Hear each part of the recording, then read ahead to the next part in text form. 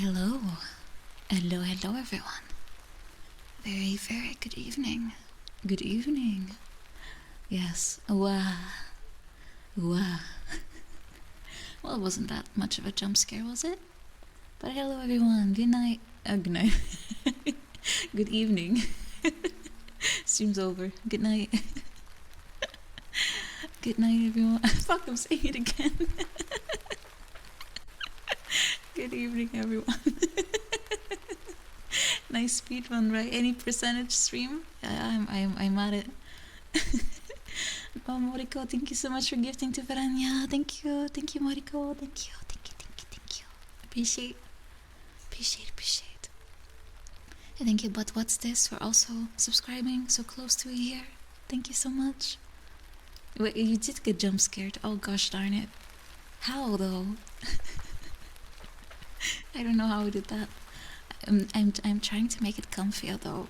Today we're doing a horror visual novel that I found online, and I had to patch it because it was Japanese only, and it's, I think, fairly obscure, but it's supposed to be like a yeah, it's a visual novel, horror themed. It's supposed to be quite good, and it's like the first chapter to a novel or something. It's probably not machine translated. It will be a bit difficult to read, I imagine. But yeah. Oh, thank you so much for gifting a sub, Anonymous. Thank you. Enjoy the sub, Doomer Goth Girlfriend Mommy Milkers. It's a very specific interest, I would say. Does it involve a toilet? Probably does not have. What was her name? Hanako? There's a specific toilet ghost, right? I think I'm sort of familiar with that one. But yeah. Oh, Moriko, thank you again for gifting. This time to Electromeister. Thank you. But I haven't said hello to everyone yet. I was tripping over just saying good evening. But let's see who we have here. Who are joining us today? We have Varanya, we have Fuwa Time, we have Mookie Six, we have Yuri-chan Channel, we have I'm Puente, we have McMatty von Puffelstein, we have 2D Jam, we have Mr. Foyts, we have Vocal Knight, we have Spessonen here, we of course have our favorite fruit bat, Moriko. Moller, morning. Welcome, Pygmy, hello. Ponycron, welcome. Electromeister, welcome. Savithal, hello. I do hope, despite the content, you'll be able to sleep. Soulflare, welcome. Bananas, welcome. Zero Sanity, good evening. Spent One Not, welcome. Destichado, welcome. Scadabush, welcome. AKBTK, welcome. Antirolius, hello. Obscuria, welcome. Welcome, Nobody. SDKFZ2, hello. Riboku, welcome. Lynx Ray, welcome. Trident, welcome to you. Akrepa, hello. Hopefully not yet goodbye. Teach Onizuka, hello. Dinar, welcome. Double Two Nut, welcome. Billy Bob, hello. Long time no see, welcome again. Let's see, we have Dearless as well, hello. Sub Senior. We have Aozora, Shanaha, welcome. Templar, hello. Shinnok, welcome. Pedro, welcome. Sir Brian, hello. Hawu, welcome. Prince Toshi, welcome.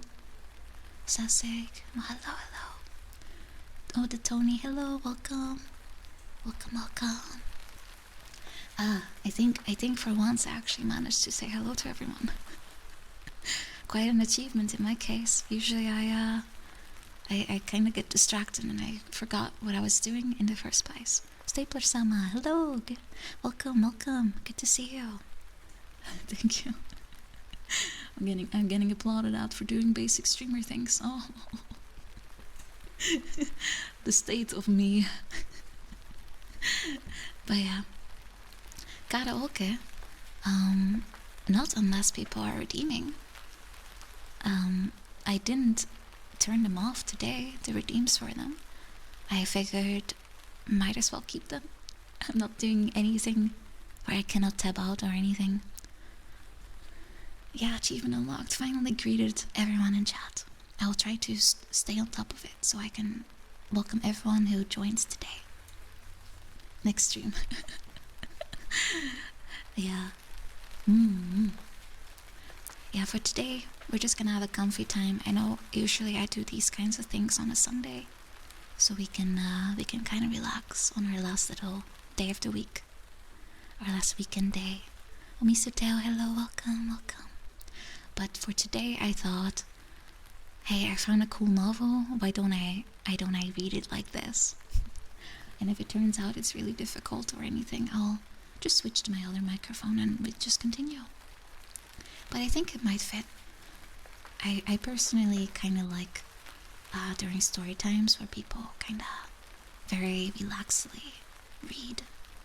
Doesn't have to be like super quick or rushed, you know. I know I usually read that way because of nerves mainly. Somehow, if you're kind of forced to speak in a very low volume, you kind of slow down somehow.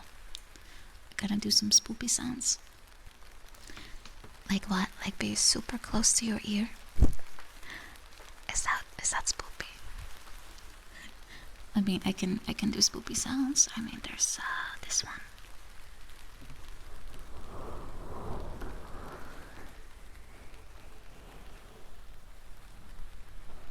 It's a very spooky sound, isn't it? It's me putting my hands on your ears. It's very, very scary. Arcturian, hello. Dropless Bull, welcome. Binador, Professor, welcome. And welcome to name I unfortunately cannot read. But welcome. Yes, our stream is a little haunted today. So if you hear any voices in your ear right now, you too may be haunted. I'm just giving you a warning. If you're hearing any voices in your ear right now, you might have a problem. Am I calling myself a ghost? That's a bit unfortunate. But you never know. Sir, you are being haunted as we speak. Oh, Himemi, hello. Hello, a free stream, yes, a very spooky free stream today. Geronimo, hello. Hello. Nina, ghost is not real. Open your eyes, chat. Open your eyes. And you will find the truth. And the truth might not be what you're expecting, but it might be what you mean, what you're needing. Wow.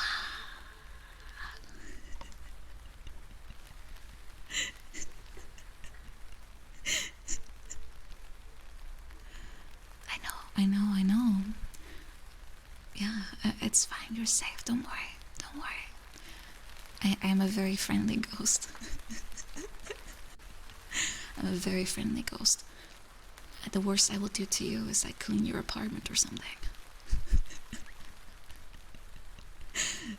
I'm very friendly. Yes, open your eyes. I will not be hee-heeing into the distance. I'm a Nina ghost, not an MJ ghost. Digging through your stuff. Well, hello, Red Okite. Wow, that's a Dutch way to say that. OKT. Hello. You like a ghost like that? Me too, actually, now that I think about it. I mean, usually ghosts kind of throw your stuff around, right? Like poltergeist activity. And they throw all your clothes out of your closet, or they throw all the pans and pots on the floor. But no, Nina Ghost will actually do the opposite. I will do the opposite for you. Baking a normal cake, thank you so much for subscribing. Thank you. appreciate. Appreciate. Thank you. Thank you. Thank you. Oriona's here too. Hello. Hello. Oh, you've never listened to anything ASMR before. Well, basically, in a nutshell, ASMR is like, it's like different kinds of sound frequencies that give you tingles. So for a lot of people, it's very soft speaking or even whispering. And in my case, I can't really whisper very well, so I just do it like this. And it's just meant for relaxation. That's all it is.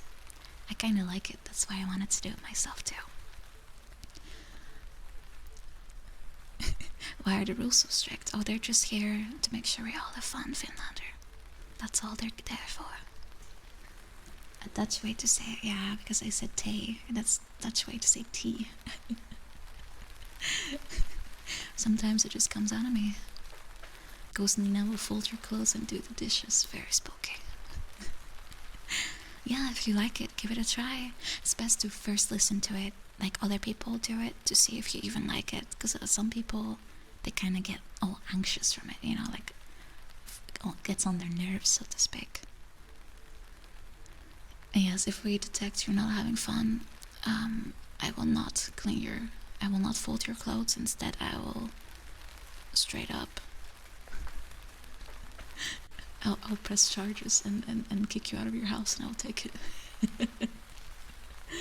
I'll be a squatting ghost. I'll be a squatting ghost. I don't know how this works. I'm not too familiar with ghost law. I'm not familiar with ghost law. Very fraudulent ghost. Your special ASMR trigger is watching magical girls. Oh, that's a very nice one. I like that. Illegal ghosting, yeah.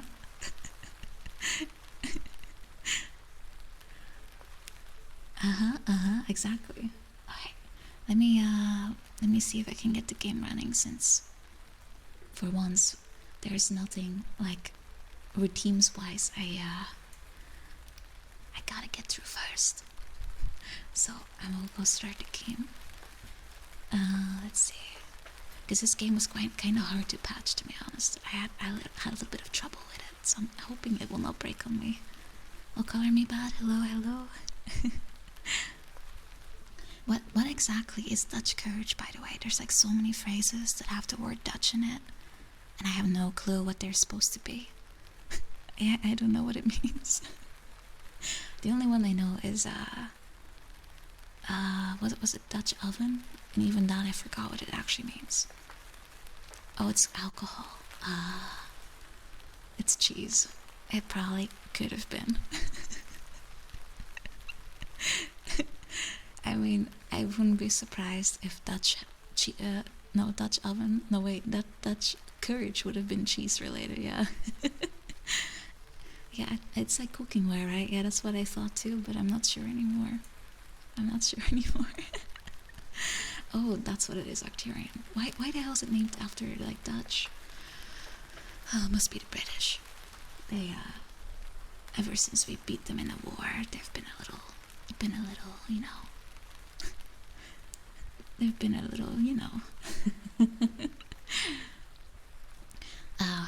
Lactose intolerant. Yeah, that might actually explain it.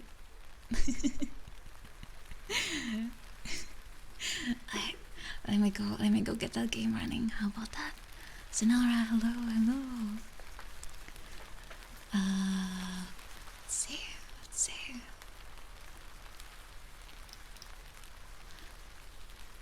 I have to make sure it works. Okay, I see stuff happening. Hold on, let me move. There we go. You should be hearing stuff as well. Now the question is, can you see anything? Give me a moment. I have to move myself. There we go. We don't see the game yet, which means it's bugging as usual. Give me a moment. I'll fix it.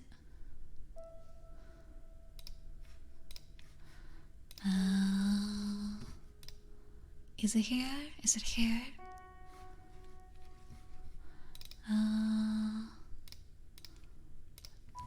This is what took me a little bit before going like streaming. Oh, you see me? Okay, well that's good. That's good. But you're also supposed to see a game. But you can hear it, right? You can probably hear it. So it's a little bit of spooky piano going on. I'll probably have to just add the game again, since it's feeling a little shy. It's feeling a little shy today.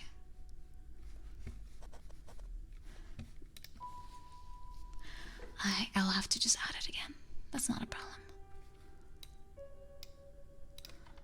Sometimes things like this happen, you know?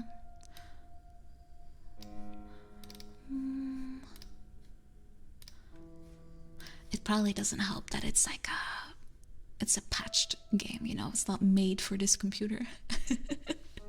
Oh, Bessie is here. Hello, hello, welcome, welcome.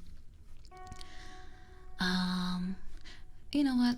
While I'm fixing this, I'll just turn this off. Unless you enjoy some spookiness. Maybe that's nice. Maybe that's nice actually. It can put us in the mode. It can put us nicely into the mode. Let me just add the game again.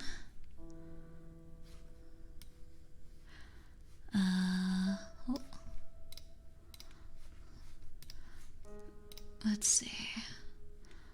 Game. We add a new game.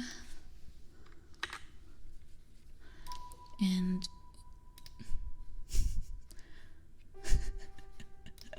we have a beautiful game going on here.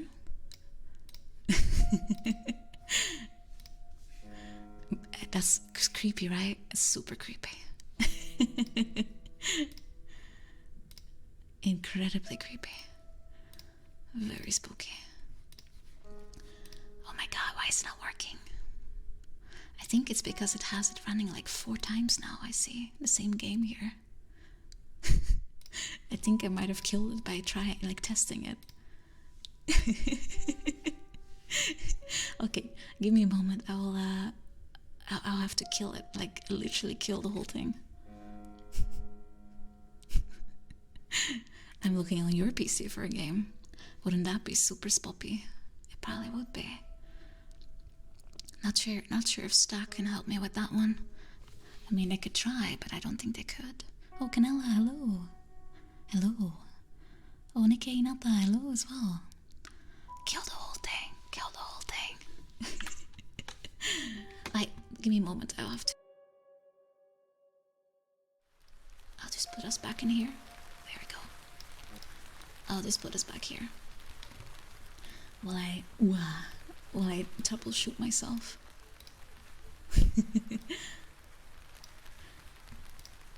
Because there's just too many instances of the same game, and I think that's why I kinda had a bad time.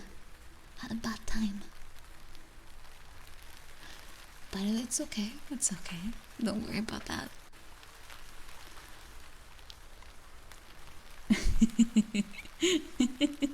Yeah, I'm Control-Alt-Deleting. I keep forgetting the actual shortcut for it. I'm very terrible with that. Delete System 32.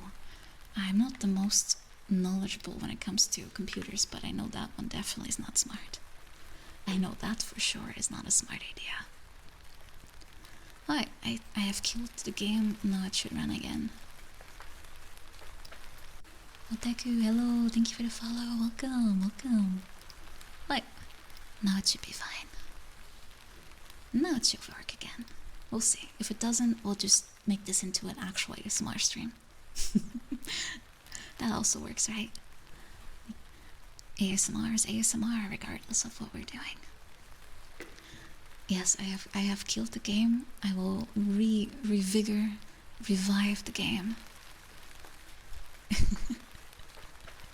Zatsudan ASMR. That's always fun, right? That's always fun. Right, let's see. Let's go back to game. And I will have to re-add the game again though, because I killed it.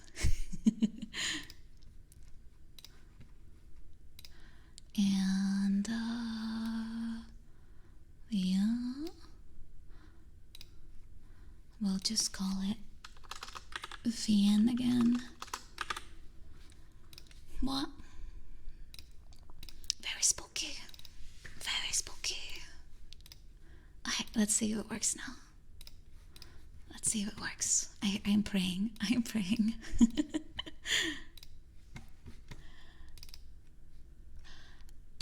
And will it work? Will it work? I'm gonna find out on today's episode of Oh my god, is it working? Yes or no? The answer is undecided. The answer is undecided. It doesn't seem to work. Yeah, it just doesn't work. Dang it. Why doesn't it work anymore? We're seeing the master work, exactly.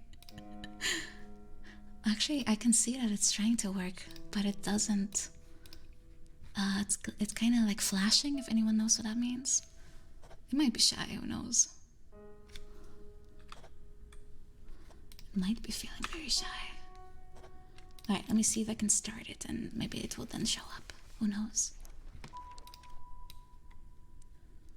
It might be a little bit on the shy side.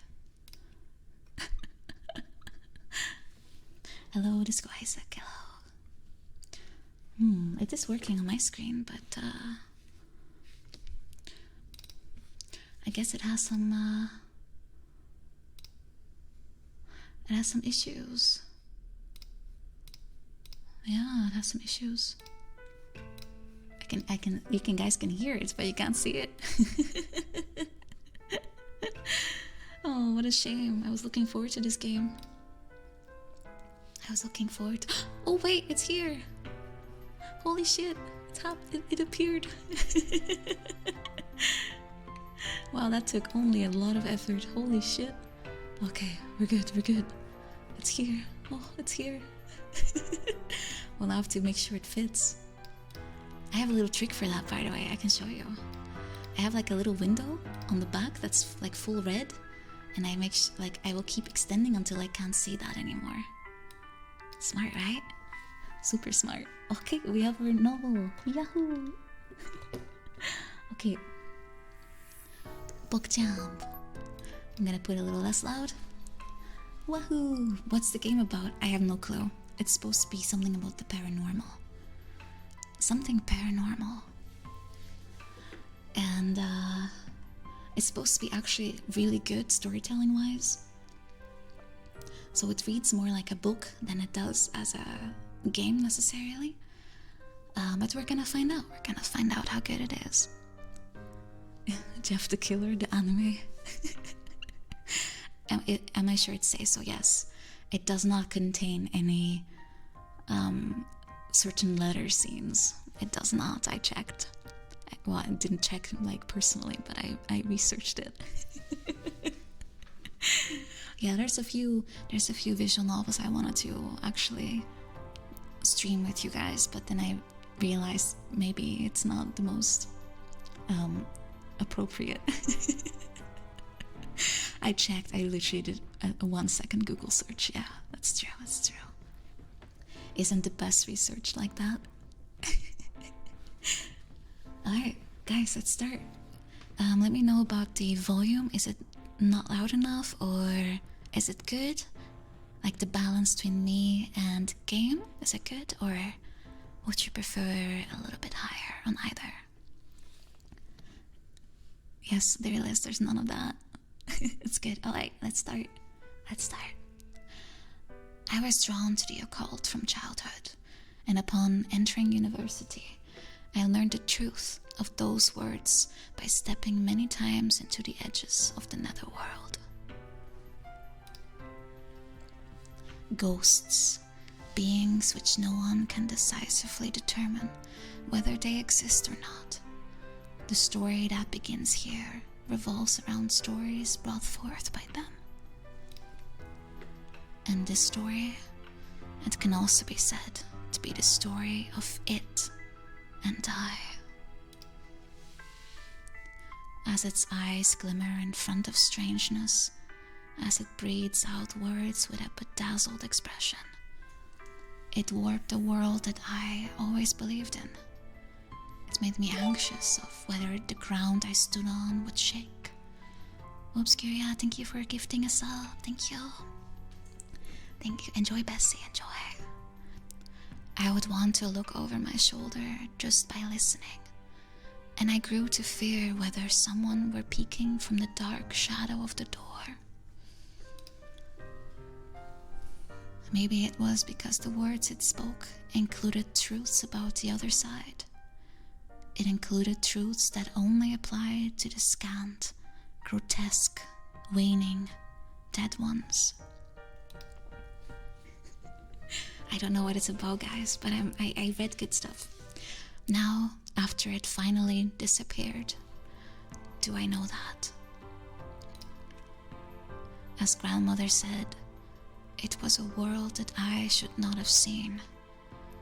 It was a story that was not for the living person.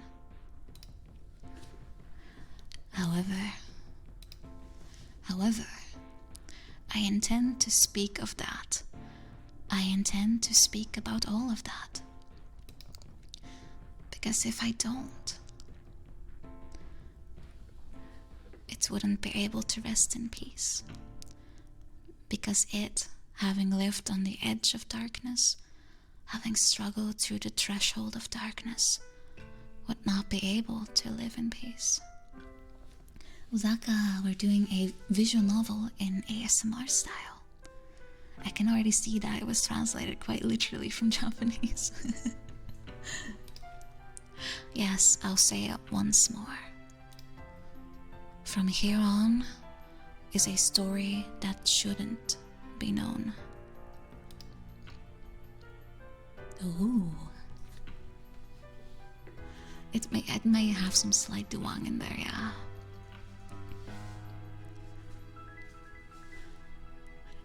Title I can't read.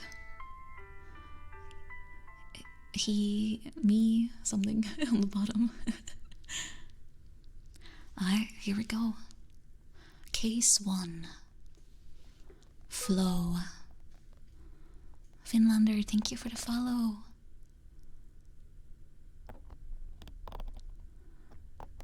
Spooky, that's not me. I wonder what that sound is.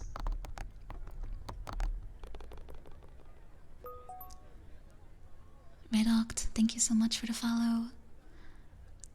Hey, Mother? If the beings called ghosts existed in this world, would it ever be possible for someone to prove their existence, such that no one anywhere could argue otherwise? I think it would be impossible, no matter how much humanity evolves. On the flip side, it also means that no one anywhere could prove irrefutably that they do not exist. From that standpoint, to discuss whether ghosts exist or not is a complete waste of time. That's why people who can emerge victorious from such a discussion must be people who can purely enjoy ghosts as a source of entertainment. I'm pretty sure this does not have animal wives, but we're gonna find out. Indeed, I fall under that group, and you could call me quite bluntly as an occult maniac. Mother may not know, but this is quite a niche existence in this world. To be of my age and go ghosts this, Uma that, I know that people laugh at people like me, but you know, there are plenty of things in the world that are inexplicable. Yes. Ooh, I always find these kinds of houses so terrifying. For example, the house I'm living in. This old, almost 30-year-old building. Wow, 30-year-old is considered old by Japanese standards, right? Is by the side of the Tamagawa waterworks, and partly because it's located in such an old place, has an incredibly low rent.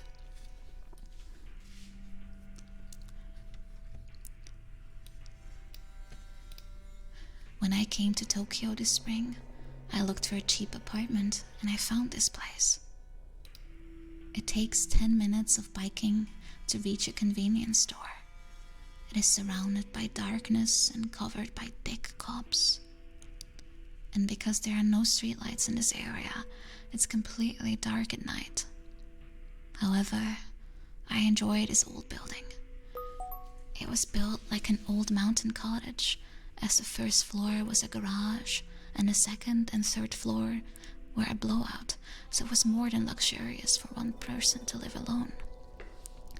Cops is like a forest, and I only know that word because of Dark Souls. Oh, Spellotape, thank you for subscribing. I appreciate it. Thank you, thank you. Thank you so much. Thank you. It's Huntsman's Cops, right? So it's in the evil Dark Souls. The one that doesn't exist. And Pandora, thank you for the follow. The kitchen was as cramped as a kitchenette, but it had a living room, a Japanese-style room, a bath, and even an atelier. And from what I can hear, an architect had designed it as a personal workplace. I liked it at first sight.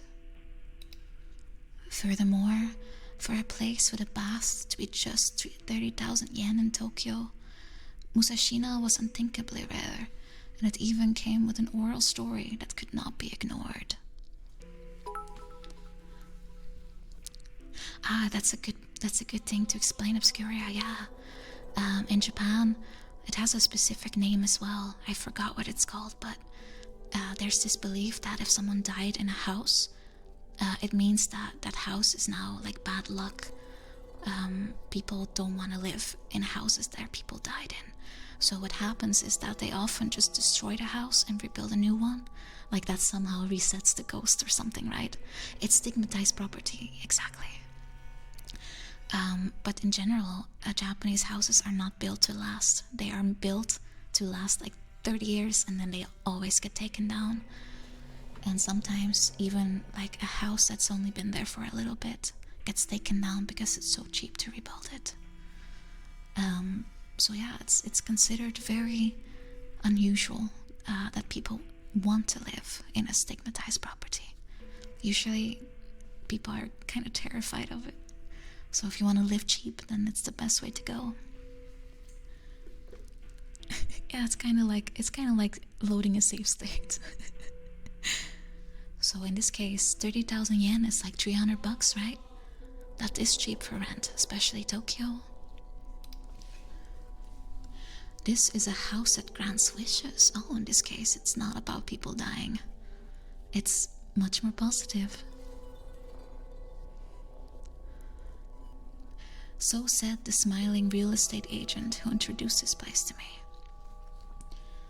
Well, they're not allowed to lie, right? The architect who built this became famous. The illustrator who moved in became busy and moved closer to the city. And the young couple that was living here until last month gave birth to a baby, which led to this becoming open. You're quite lucky. Waldy, thank you for the follow. So far it seems almost wholesome, doesn't it? After hearing that, who wouldn't immediately seal the deal? So I jumped at the opportunity. There was probably a feeling of superiority too, given that my co-workers at university pay over twice the rent and live in rabbit cages. In any case, I was quite pleased at how lucky a man I was with my first time living alone. You might, you either fall asleep to it, yeah, or you'll be scared. I don't know, but Okite, I keep saying it.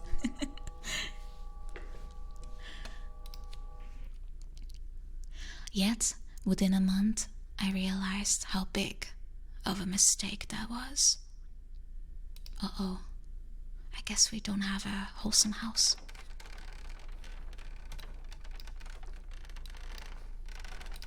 Ooh, sorry. I can hear sounds somewhere when I'm sleeping at night. the squeaking of something persistently attempting to open some old door. I'd assumed it was just a bad structure somewhere, but I soon realized that it was odd that it always happened at 2 a.m. I tried going to the living room from my bedroom at the edge of the second floor. Oh, Henry's, thank you so much for subscribing. ASMR horror reading, exactly, that's what we're doing tonight. That's a very persistently creaky floor, and the sound would stop. I thought maybe it was coming from above, and went to the atelier on the 3rd floor. But there was nothing that could be the source of sound. Yeah, I am absolutely terrified of ghosts myself. That's why I struggle so much with visage. Ghosts are my biggest weak point. I'd planned to eventually organize it to be cooler, but at the moment it was a bare environment with just my desk and a bookshelf. I looked around, but the windows were all shut, so there was nothing to make a sound. And after that, I went to the toilet and the bath. However, I could not find anything that could be connected to the sound. Don't forget your salt as well, Obscuria. That's the biggest ghost tool ever. So I thought maybe I was just hearing things, and I went to sleep again. But then the sound started again. Squeaky, the sound of old wood groaning. I could also hear the sound of something scraping. It wasn't like a mouse or a cat. It was an eerie sound, like something trying to crawl out of somewhere dark, after having been tormented for such a long time.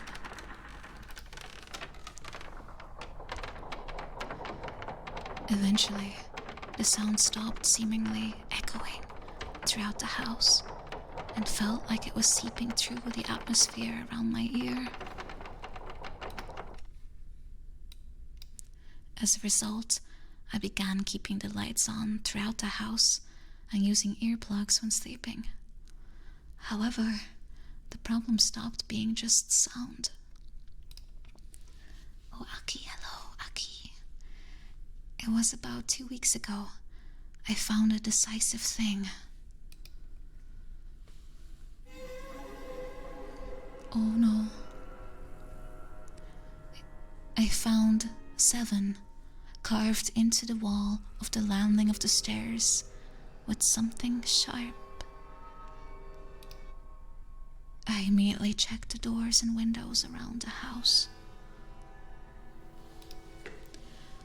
But there didn't seem to be anyone entering, and I was probably terrified. 7 is considered like a lucky symbol for, most people. It was a pretty big engraving, but I forced myself to think I just had never noticed it before. And a few days later, I found near the bathtub 6. Something sharp had carved it into the windowsill. And then a week ago, I found near the toilet 5. And even this easygoing person had to start believing it. Something was in this house, and that this was some kind of countdown. It can be unlucky if you're using the word she had death. It was math. Ghost is counting, guys. Most people read it as Nana for that reason. I immediately jumped out of the house. I couldn't live in that house anymore.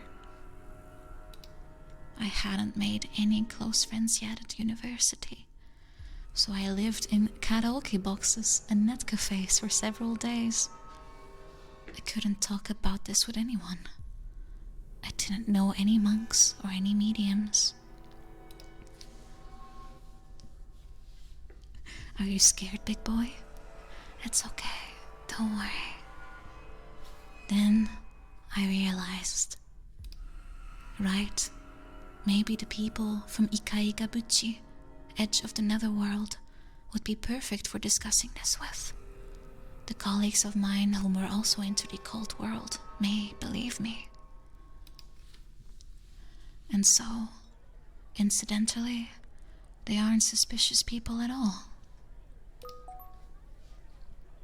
Goku, welcome. Thank you so much for... Thank you so much, but why do you want me to say that? Why do you want me to say that?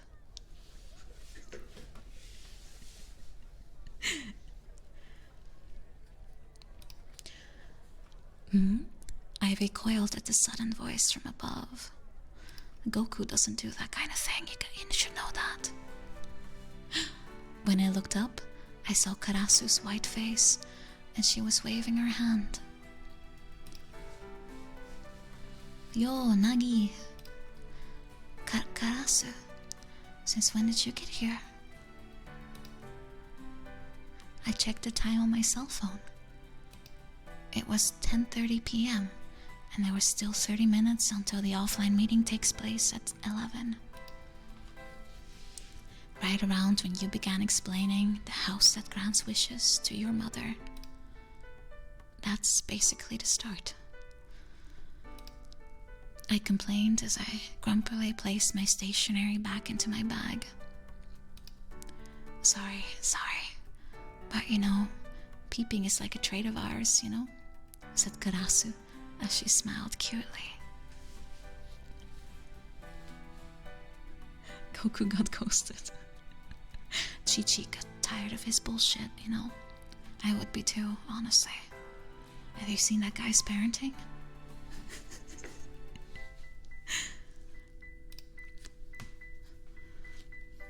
This was a family restaurant near Itsukai Ichikai Road.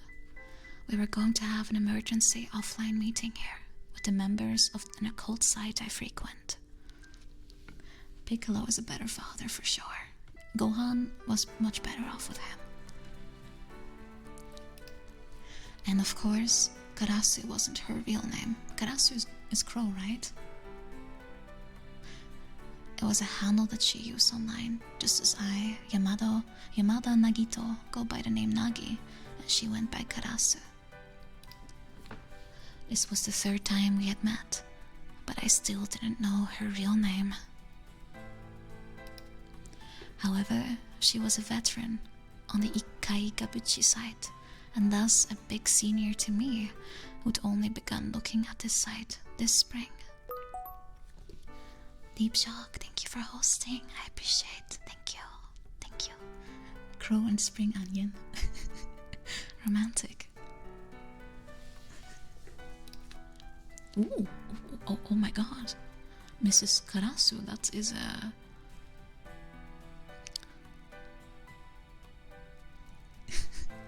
Her appearance was as usual, a purplish velvet dress that reached her ankles, and below that was just a black camisole, or rather, her chest was completely bare. You're not supposed to observe that. Her breasts looked like they would jump out at any time, which made looking at her awkward. However, it was her uniform of sorts. This better not turn into an age scene. You're quite early. Did you close shop early today? I asked. Pretty much. Fortune tellers don't have much to do when there are no customers. She took off the stole she was wearing and sat down across from me. But you know, to put it frankly, she played with the skull-shaped accessory shining at her breast as she looked at me. Your house probably has nothing to it. I did tell you, I literally Google searched it for 1 second. What? What was it? Right. Schema. Schema? some word used in cognitive science. If you keep thinking you're scared, then you start seeing faces in the ceiling, that sort of thing. Because you were hearing squeaking every day, you began seeing numbers from the scratches that were always in your house. Ultras, thank you for the follow, thank you. Seriously? Seriously? I mean, you came to Tokyo alone from super ruralness in Shizuoka, and this is the first time you're living alone, right? And then you're living in an old wooden house all alone, so it's not too surprising. I used to live in a house that groaned and squeaked a lot, so I know how you feel. It's the sound of saran wrapping, so it's pretty discomforting. It is supposed to be scary, guys. Look, she has a skull there, so it's spooky. So she said as she raised her hand to order beer from the waitress. Yes, the skull, there's nothing else there that you should be looking at. Well, wait then. If this was just me being a wuss, then what should I say to the occult veterans that were coming to the offline meeting? Would I get banned from the wonderful site for being an airhead in just one night? Don't worry about it. She laughed. We're a bunch of folk that love meeting and trading shady stories. But it shouldn't be that simple. There were about 10 people coming to this meeting. And then Karasu said, "Huh?" and looked at me. You hadn't looked. What, there's gonna be like 50 people? At what? This meeting, I think over 30 people are showing up. Oh. What? I hurried accessed the Ikaigabuchi offline meeting board through my cell phone. And then opening the House That Grants Wishes investigation thread and was taken aback. You're right. Wait, the numbers suddenly rocket. Are there that many people interested in the House That Grants Wishes? Unfortunately, not at all. See, even the regulars Sue and Zippo are coming to the meeting, right? They wouldn't move for such a mere horror tale. Some horror tale. She laughed at the expression I made as she plucked the phone from my hand and played with it. And then she turned the screen to me. This, the fourth poster, going by the name Yoichi. I think this many people are showing up because this one announced their participation. Who is Yoichi? No idea.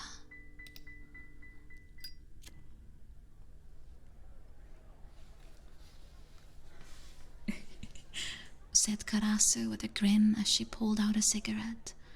She lit the cigarette using a worn thunder lighter, and after blowing out a puff of smoke, quietly whispered, "Welcome, Grumstar, welcome. Those that meet Yoichi die 7 days later." What? There's more. Yoichi isn't a living person. Offline meetings that Yoichi attends end in terror. And what else was there? What is that? Ah, a song request.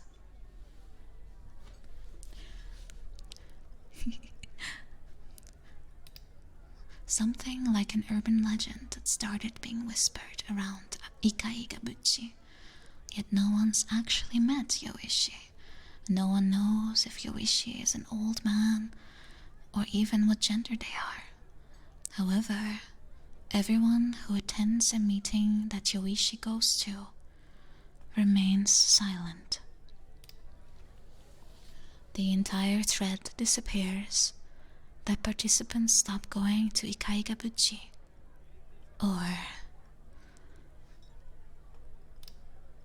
Or they die.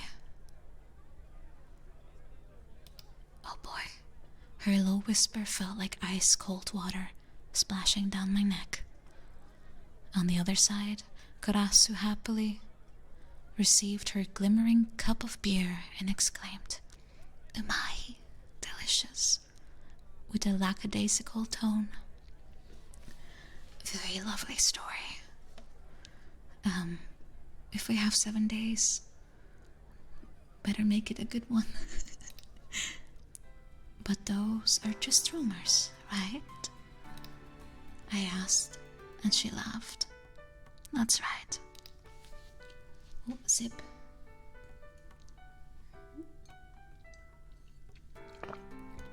Thank you. More sips, sorry. Right?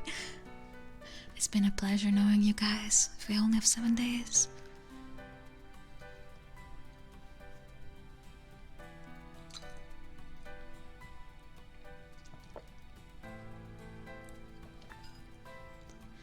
Well, if we only have 7 days, I better play some Apex.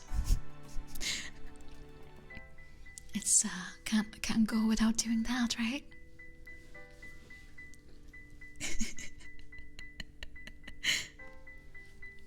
If I have seen death in the eye, I might as well finish myself with Apex.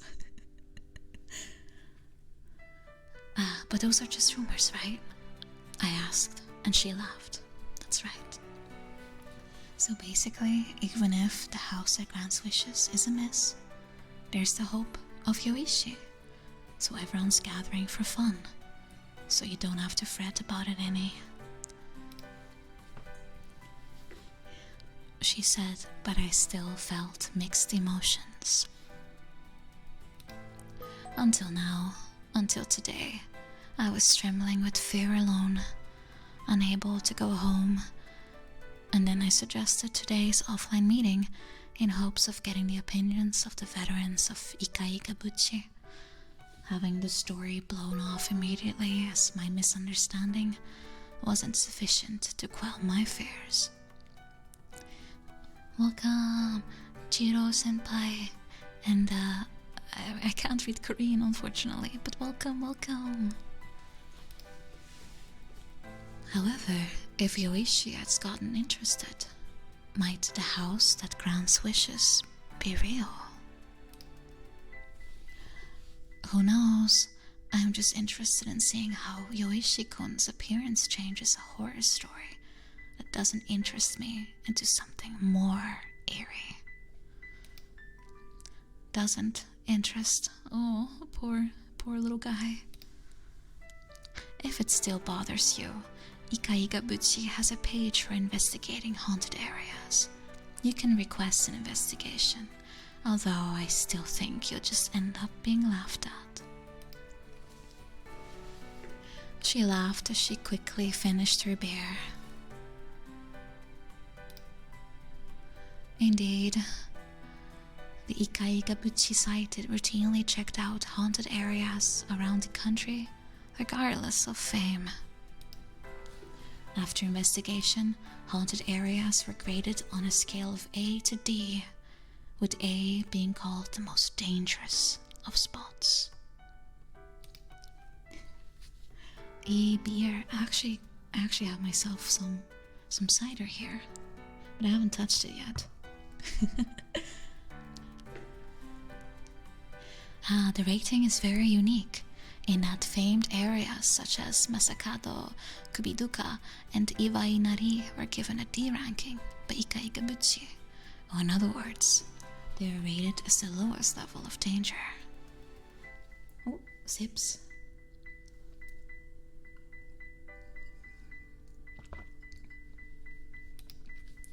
Supposedly, it was because it had become an area that was evenly split, as humans and ghosts treated each other with respect. On the other hand, places given an A rating were often unknown to the common populace. Places such as crime scenes that involved murder brought forth by thick emotions, such as infatuation and jealousy, isolated locales of deaths by seniors who maintained fanatic delusions, and so on. They say those places serve as lightning rods for souls that resented the current world. Souls that had lost personalities and simply become clumps of malicious intent, far beyond saving. As I thought such things, Karasu had begun peering intently at my face. Hey, Nagi-kun. Yeah? You have the mark of a meeting. Yes. And this is a girl. Seriously? My expression loosened at her words. Can you tell me a little more?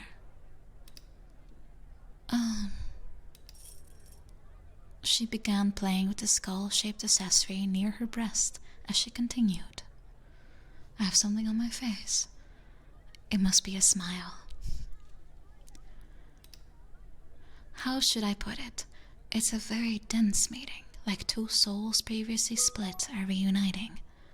But, she said, seemingly looking through me and at a different world.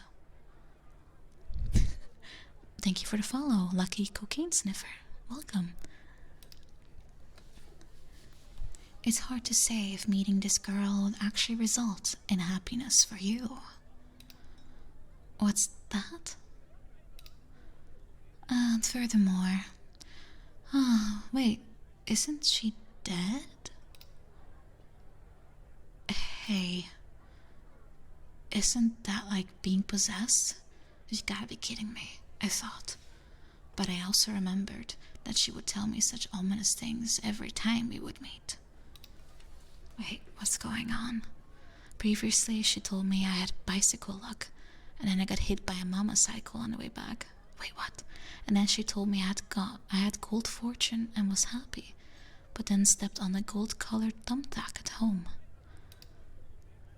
In other words, she was very good at presenting unfortunate things in a way you can't tell it's unfortunate, which is an important skill for a fortune teller. I have no clue what a mama cycle is.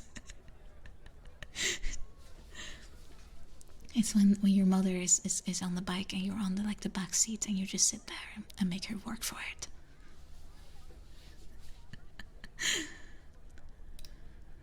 You know, Karasu, if you're a fortune teller, shouldn't you also tell people how to avoid misfortune? I asked. But it's up to the person whether to think of something. Oh, as unfortunate. She stuck out her tongue in a cute way and then shouted to the employee passing by. Another beer, please. I have no clue if it's translated properly. Probably not. I told you it might have some slight duang in here. A tiny sprinkle of duang.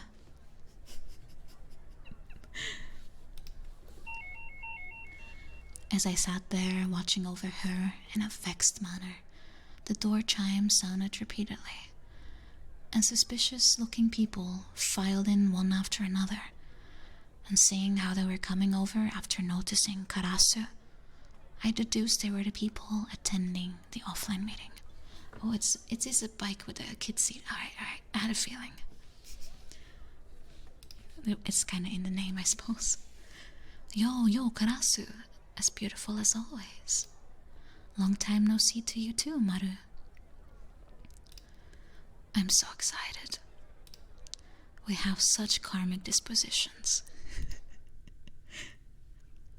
As such conversations continued, my seat in the back of the family restaurant slowly became surrounded by activity. Every now and then, I would see a familiar face, but most I had never seen before.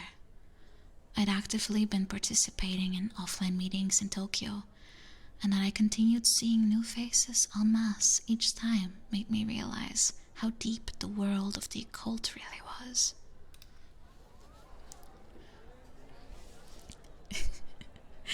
I'm not sure what everyone was thinking of, really. I don't know.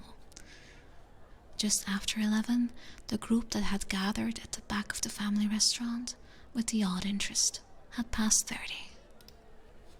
Or rather, I'd picked the family restaurant figuring there'd be 10, so this was a pretty big transgression. The looks from the waitresses passing awkward smiles at me kinda hurt. Are there more coming? I quietly asked Karasu, who was engaging in friendly chat with the other attendees, and she was a bit blushed as she responded. It's way too late now. There are a bunch of people who show up without saying anything, so there's probably a few more. That's problematic. This might scare away Yoichi too. She commented lightly, but this might really be troublesome. So which one's Yoichi? As expected, not even an hour passed before the conversation flew past the house that granted wishes. The countless occult veterans crammed into the family restaurant, each looked around them, frantically looking for the accursed Yoichi. Alright, I propose introducing ourselves, said the middle-aged man, going by the handle of Professor, with his blushed face. Seeing empty beer mugs scattered around his table revealed how drunk this person was, and then, in response, others chanted, "Yeah, let's do it," and one by one, people stood up and gave a greeting. As at last half the participants were getting quite drunk, people began feeling less like occult maniacs and more of a complete drinking party. First, I am Professor. My preferred area of occult are stories from people of post-trauma ethnicity. Second, I'm Rabbit. I love folklore about Ryomen Sakuna-sama. Sakuna. Third, I'm Harley. I get excited by stuff relating to Ulparts. At the moment, I'm researching Voynich manuscripts. What they're going first, second, third for? And why are Rabbit and Harley both jumping on the wagon? I think it is the one from Jujutsu Kaisen, yeah. The occult maniacs were very playful, and so they began introducing themselves one by one. With incredibly loud volume, I alone seemed to be taking the brunt of the customers' glares from the rest of the restaurant. Seventh, I'm Karasu. When she energetically stood up, a round of applause arose, and in response, she began socializing every which way, so I gave up. Standing ovation. Pachi, pachi, pachi, pachi, pachi.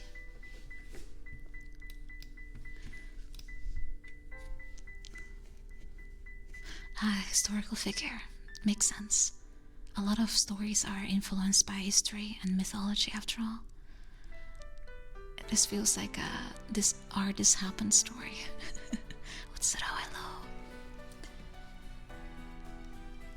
Come to think of it, it could be said that every offline meeting for Ikaigabuchi turned out this way, and so it's like a trait of the site. Oh, she keeps whining at me. Here, Nagi-kun, it's your turn next. Urged by Karasu, I begrudgingly stood up. She keeps jump-scaring me. Here, Nagi-kun, it's your turn next. Oh, I already read that. 8, I'm Nagi. I'm a university student. What type of occult do you like? I like anything wonderful, but right now, things related to ghosts. When I lightly responded to a question that had been flung at me, people began shouting, "You're too tightly wound. You need to drink more." And someone ordered beer for me. I don't know what could be considered wonderful, to be honest. Man, I'm still 18, I'm underage, I can't drink. You should have been in the Netherlands. It's legal at 18. Don't worry, I'll drink it. Just act like you're drinking, and they'll be appeased. Laughed Karasu as she smacked my butt with her palm.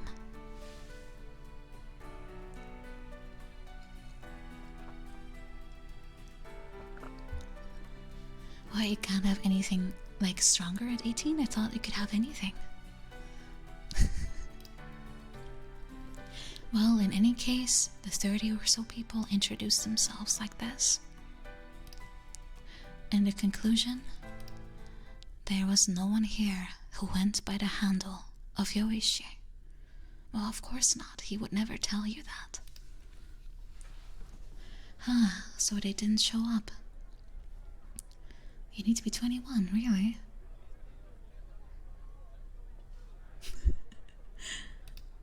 I showed up to see Yoichi. Is anyone faking their handle? Said people one by one, but given that most had never seen each other and that offline meetings weren't particularly rare, it was hard to figure out if people were lying. Well, since we've all gathered here, can we discuss what the house that grants wishes is? I began, but Sue spoke over me. Oh, stretch.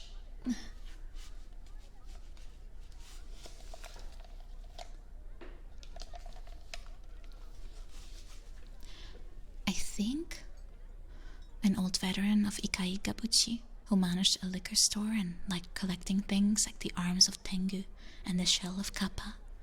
If I remember correctly. I am sitting like a gremlin. Yoichi might be a different handle of Krishna. I was sighing but reacted to that name. Now it makes sense, someone responded. If we summarize the rumors involving Yoichi, if you deal with Yoichi, you'll have terrible end.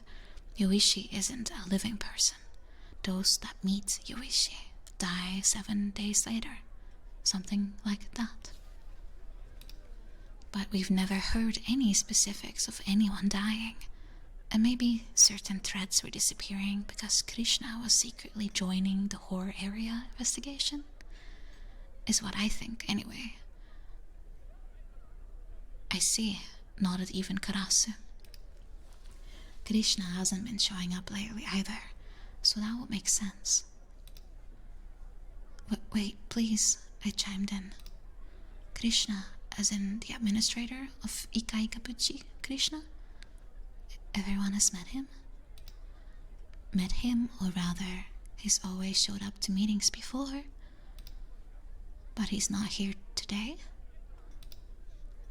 You want to see him? Of course. The reason I became interested in this site, Ikai Gabuchi, in the first place, was being the person named Krishna was so fascinating. Of course, part of it was that I was interested in the occult from the start, but there was a different sort of attraction with Ikai Gabuchi. That was apparent, for instance, by looking at the odd words at the top of the page. Things that bother people also bother ghosts. From the start, Ikai Gabuchi was a site intended to soothe matters between people and ghosts. Most people can't see ghosts. That's why, regardless of our lack of ill intent, that we probably bother ghosts more than they do us, was a perspective that both fresh and unique. And as I read articles about renowned horror areas on Ikai Gabuchi, my conviction deepened. Each article was filled with care towards ghosts, taking care to show respect towards both the living and the dead. That's actually a very fascinating way to see this, by the way.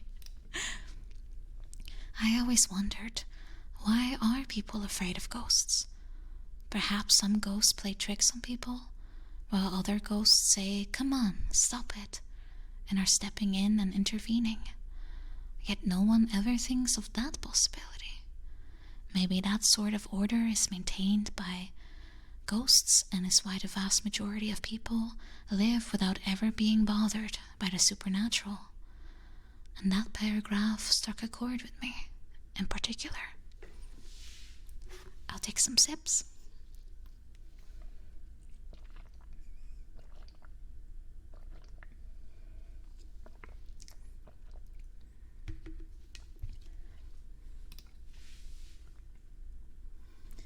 These words moved me when I just arrived in Tokyo and I hadn't met anyone that I could call a friend. So he wanted to be a friend with ghosts. Nordpin, hello, don't worry, we just started. I realized more than ever that people were connected to other people through candor. It gave me courage that I could make do in Tokyo, where it said that people's relationships with other people are often weak and deluded, where people try to avoid needless interaction with other people as much as possible. That was actually why I began participating in this site. I became attracted to the person named Krishna by their daily updates of the wonderful. His deep yet wide-ranging knowledge of the occult, his in-depth, cool writing style, the truth that could be felt from each and every word. These were all things I lacked and were packed with things that my soul needed right then. I'd gotten to the point where I felt like Krishna had become my brother and my father in Tokyo, both at the same time. And if I could, I wanted Krishna to investigate the house that grants wishes himself. How old is Krishna? What kind of person is he? Nagi-kun, you're stuttering. Calm down. Here, have a drink. Undeterred by the interruptions by Sue and the others, I rephrased my question. He's a Krishna gosling. A tiny bit, isn't he? Please tell me, how could I meet him? However, the response to my question was an awkward silence by the 30. Oh no, the rest is not a Krishna gosling. I think he won't show up at an offline meeting again. Is he dead? Why? Did he go to one of those Yoichi gatherings? Some things happened. Some things? Well, eventually, you'll find out. Leave it be for now. I only received vague responses like that. What broke the silence at the family restaurant was Zippo, who I think worked as a programmer. I oppose that opinion. Always those darn programmers, contrarian to the end. That opinion? Asked Karasu, and Zippo pushed his thick glasses up and slowly answered. That Yoichi and Krishna are the same person, that thought. What do you mean? Actually, I know of someone who's met Yoichi at an offline meeting. I keep wanting to read Yoshi. Like, wow, I didn't know Yoshi, the green dinosaur, was considered a bad omen. Really? The gathering immediately rose in unison. What sort of person? How old? Guy? Girl? Offline? They all asked, and Zippo quietly answered.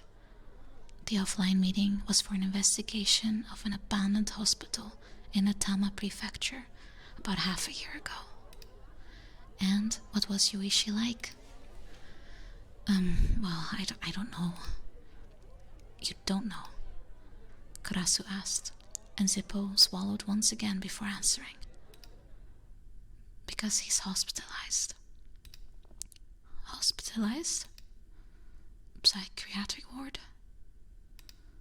And with that, the excited gathering returned to silence. It was as if something heavy had descended upon the seats. Hospitalized in a psychiatric ward. Is that Yoishi's fault? Asked Sue, and Zippo slowly shook his head.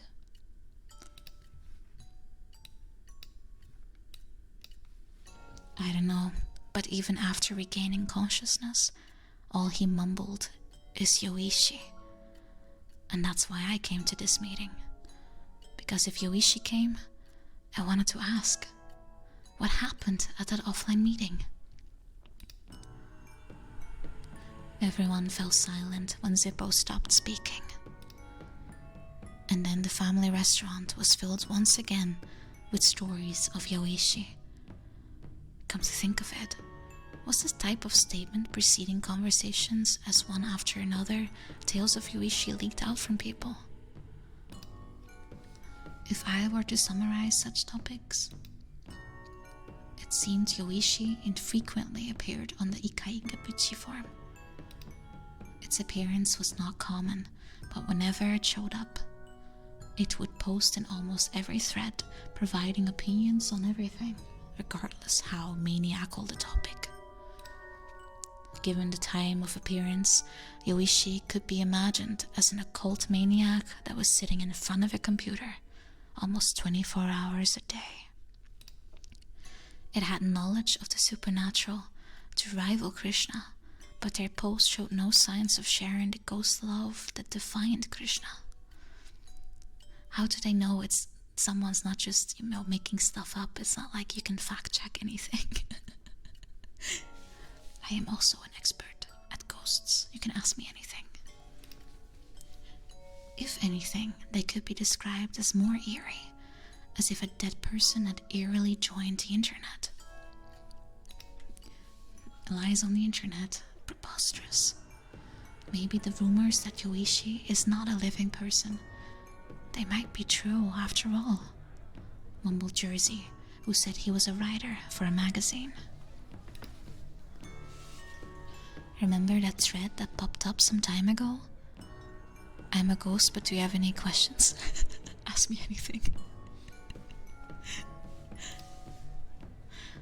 The one where IP traces and PC and all hosts all came up empty, so people wondered whether it was real. I'm of the opinion that ethereal forms have good synergy with computers and digital equipment. I guess they're not boomers then, because brainwaves are weak electrical signals too. You do hear a lot of tales of ghosts riding online. I bet the entirety of internet smut is just ghosts. Wattpad, just purely ghost riding.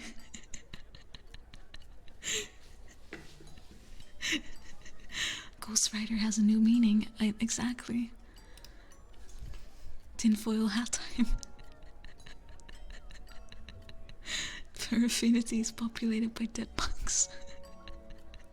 Only they could come up with that kind of thing. Then that Yoichi, mumbled Sue in a summarizing way.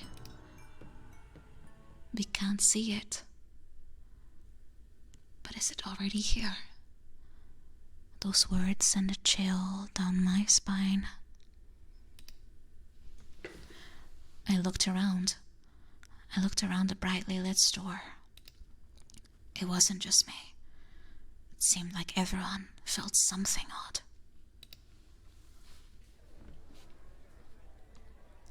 Uh-oh, it's here. After that, the gathering seemed to decide to avoid talking about ghosts.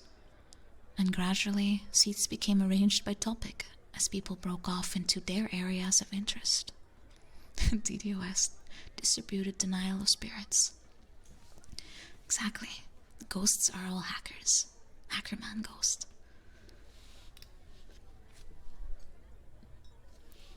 As the host of the offline meeting, I wanted to bring back the original topic, but I was certain no one remembered anything about my house. Oh, poor Op got kicked out of his own thread. Furthermore, Sue was telling fascinating, eerie stories, and that was too interesting to pass up. A box brought from an antique store that could not be opened, ghost stories involving paper money found behind a painting on a hotel wall, a laughing girl who spoke often to a doll. Each provided entertainment that could leave you sleepless when alone at night. Everyone forgot about time as they enjoyed the endless flow of occult discussions.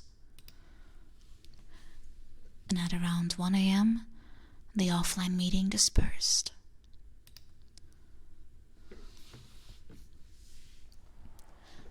Wait a second. I chased Karasu as she flagged the taxi while glancing at the Ikai Gabuchi members scattering in small groups. What about my house? The house that grants wishes? And then the useless fortune teller waved her hand with a completely flush face. No problem, no problem. It's that a schema. And what else? I was going to tell you something else, but I forgot. What do you mean forgot? Don't worry, we have the mark of a meeting. Jamie. She smacked my back and then happily jumped into the stop taxi. I stood there dumbfounded as I saw the taxi run off. Huh. I wonder if it was alright to go home. To that house. The house that grants wishes.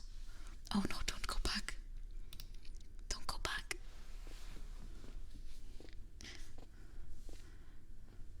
I walked towards the train station using the main street, dragging along the mama cycle that I bought really cheap online for commuting to school.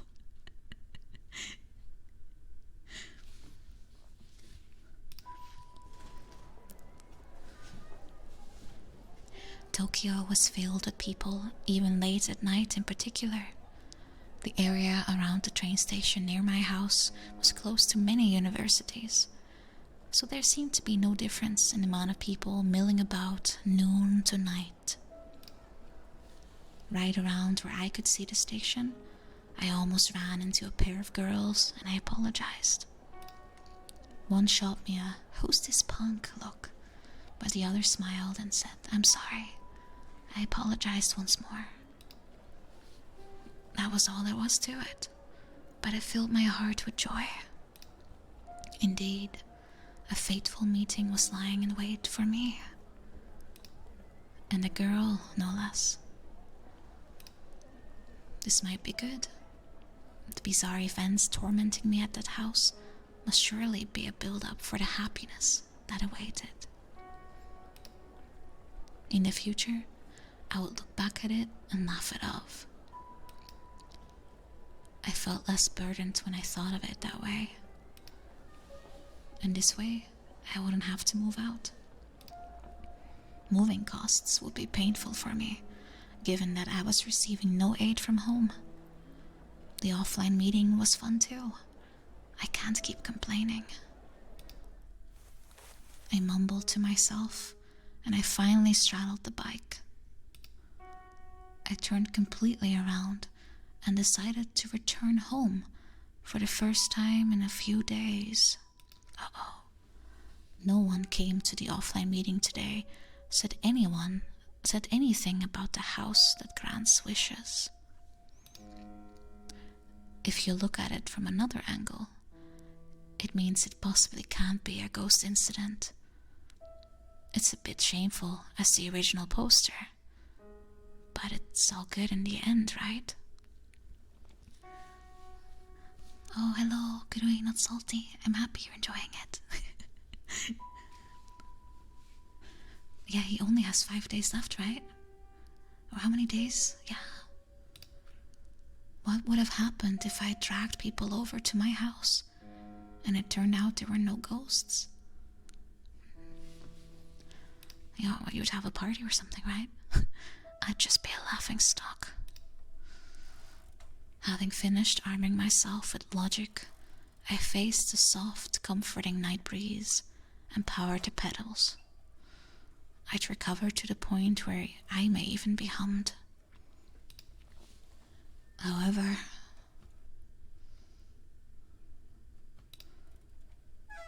I noticed it when I was about to re-enter the main street from the arcade in front of the station.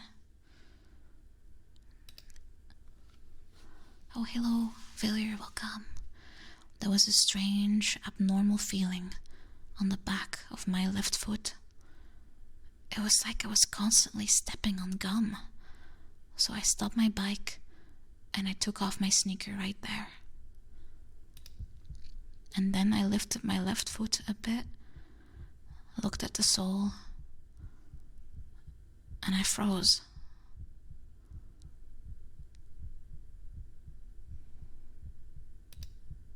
All of my good feelings were extinguished, and I felt my blood freezing. On the back of my sneaker,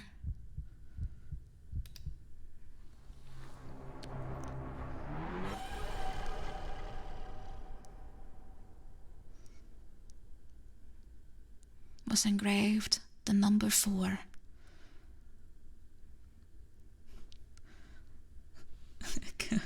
Acterian, that's not scary, that's more annoying.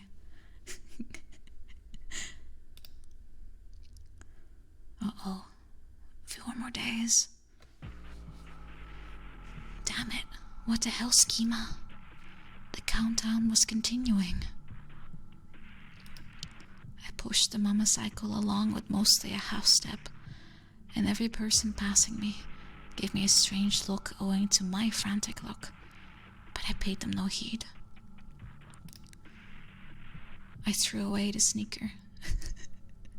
For some reason I just imagined that sneaker with like dick butt on it instead. I threw away the sneaker with the 4 engraved on the spot. I couldn't continue wearing such an eerie thing.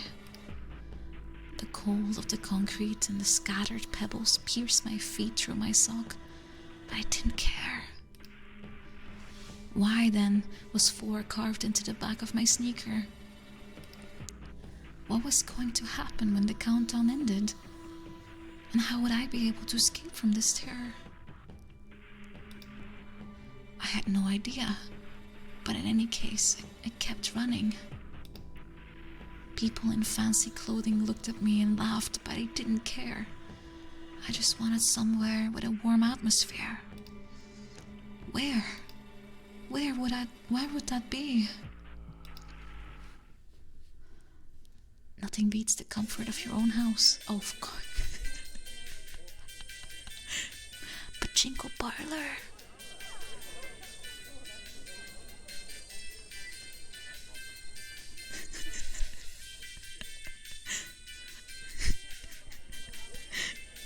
Eventually I found a discount shop open late into the night after passing through the arcade, and I jumped in. This is quite a bopping theme, I must say. A stupidly bright theme song was playing in the background. The mass of products were incredibly cheap, and I sang along with the simple, repetitive melody. I wonder if they have an OG-san I can win with some good old-fashioned crane games. I still want to buy an OG-san. I'm still a bit, annoyed by that whole thing.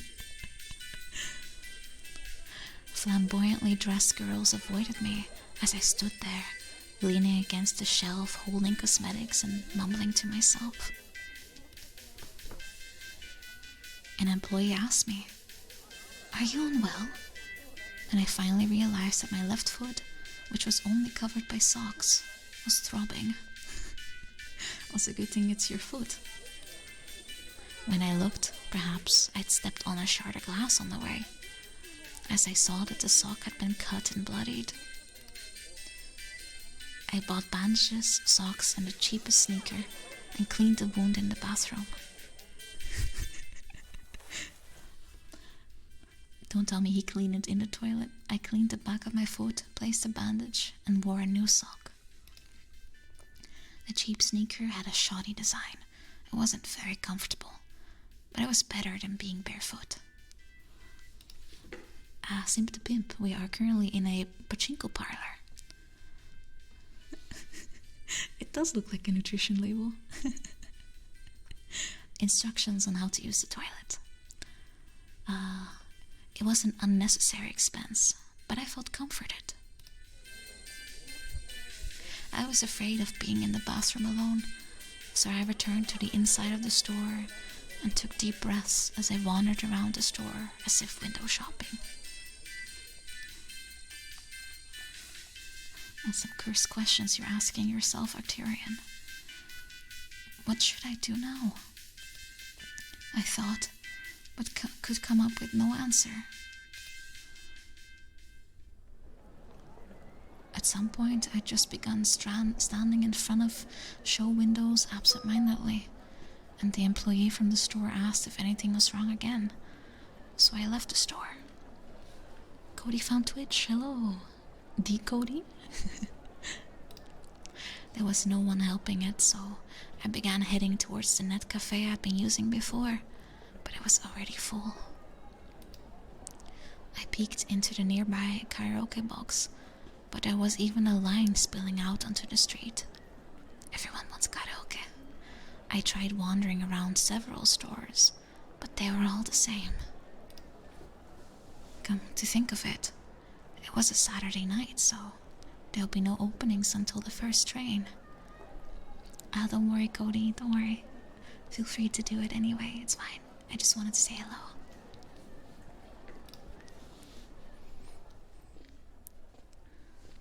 However, I couldn't think of any other place to go. Ooh, the name of this novel, it's called Phenomenal.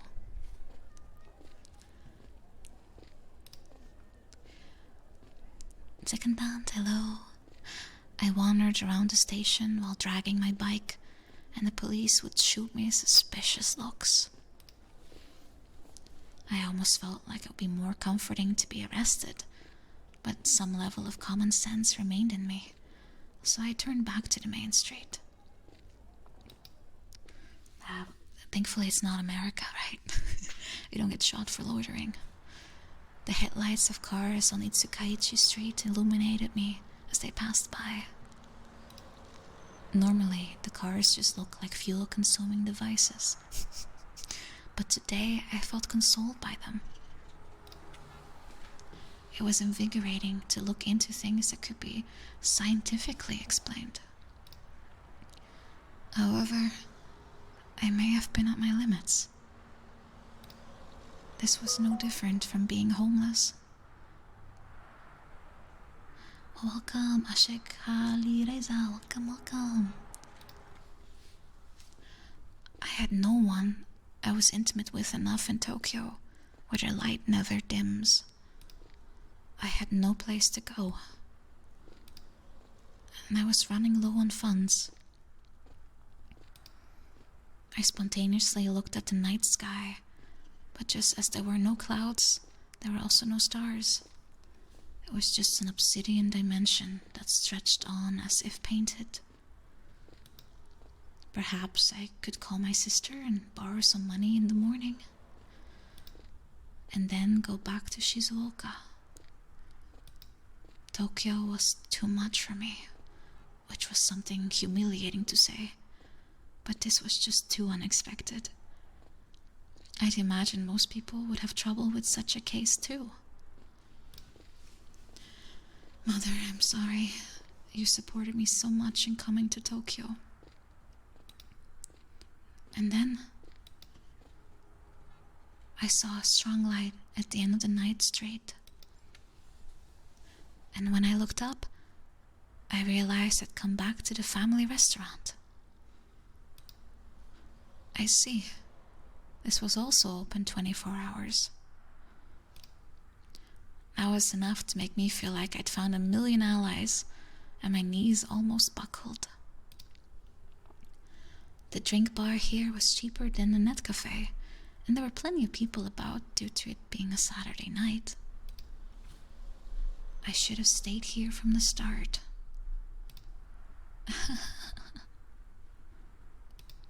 I laughed to myself dryly, and it must have been very hard to approach with how I looked.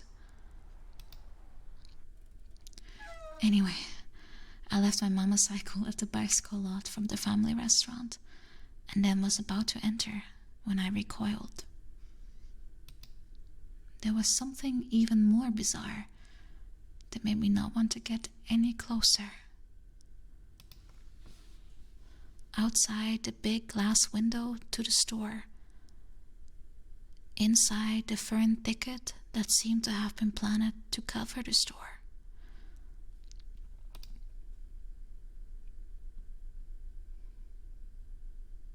was a girl dressed in full black. She wore a black long coat, even though it was spring, and her long hair that stretched down her back and her skirt and her boots were also pure black. It is me. And she was crouched in darkness, so it looked like only her face was floating. What is she doing? She was standing in the middle of the thicket and almost pressing her face against the glass. She stared into the store. It was so creepy, I was about to back off. But then she slowly turned to face me. Her face was shockingly white, and the face was perfectly aligned. It does look like Mariko. She's looking for her next victim, her next basement. It's cute. I willingly give my basement.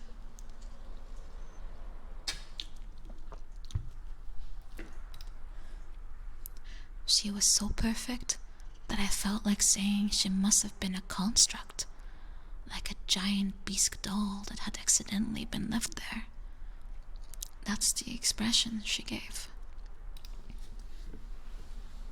A night-colored girl. That usually means something else, though. Unexpectedly, those words popped into my head. Those were the colors of the girl's eyes, and maybe it was because of the lighting, but it felt like an inordinately large proportion of her eyes were taken by her irises, and that under her long eyelashes they seemed to have a jet black glimmer. And below her straight cut front hair they shone a dark color as they gazed upon me. Anya, hello, Anya. Anya, Anya, Anya. Welcome.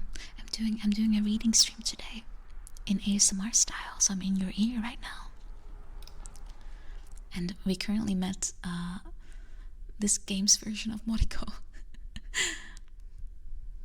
Ah, are you? My mouth naturally spoke. Are you Yoichi? It's almost 3 a.m. Red Oki tea. I didn't say it in Dutch this time. Oh, thank you, Canella, for shouting out Anya. Anya's playing some different games lately, so she can give her hands some rest. You should check her out. She's very comfy, and she's really fun to listen to and to watch. But apparently we found our Yoichi. The girl silently nodded. She nodded. Oh. Yoichi isn't a living person. Those that meet Yoichi die 7 days later. Offline meetings that Yoichi attends end in terror. She's kinda cute though.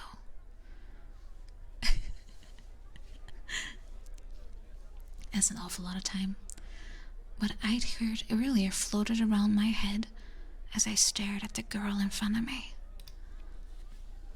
7 glasses were laid out on the table in front of Yoichi, ranging from iced coffee to cola to orange juice to ocha, creating her own little drink bar. So far she's quite wholesome. 7 days without coffee or 7 years with coffee. Oh, that's an easy one. Come on. You're asking the wrong person that kind of creepy question. Red Dog, thank you for subscribing. Thank you.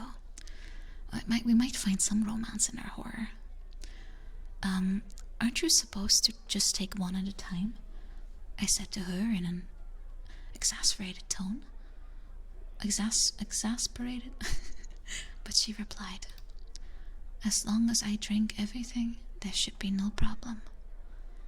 And she kept her eyes on the glasses, as she drank one after the other. She drank orange juice, then iced coffee, and then warm Japanese tea cola, and she faithfully repeated the order a number of times, sometimes adding rooibos and black tea and melon soda as an accent. I didn't know if there was meaning to the order, but when she did it, it felt like some sort of traditional religious ritual, which was odd. If she's a ghost, how does she pay? Good question. And how do they see her? You're trying to sleep, Rita, right? I took a look again at the girl who went by the name Yoichi.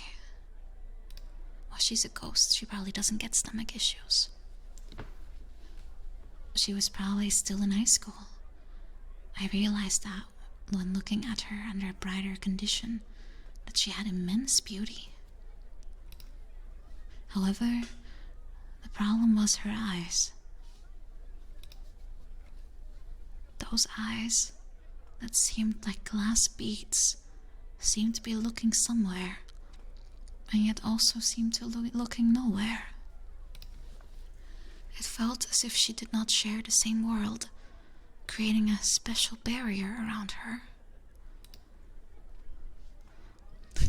This could be a plot of an anime. That time I discovered my girlfriend was actually a ghost. Yeah, it's called Phenomenal. Let's see. Hers was not like that of a princess and her high perch, rather, if anything, like that of a witch's apprentice. Gillette Wag, welcome, welcome. Hey, I asked the girl dressed in black as she busily rifled through her drinks. Why didn't you come to the offline meeting?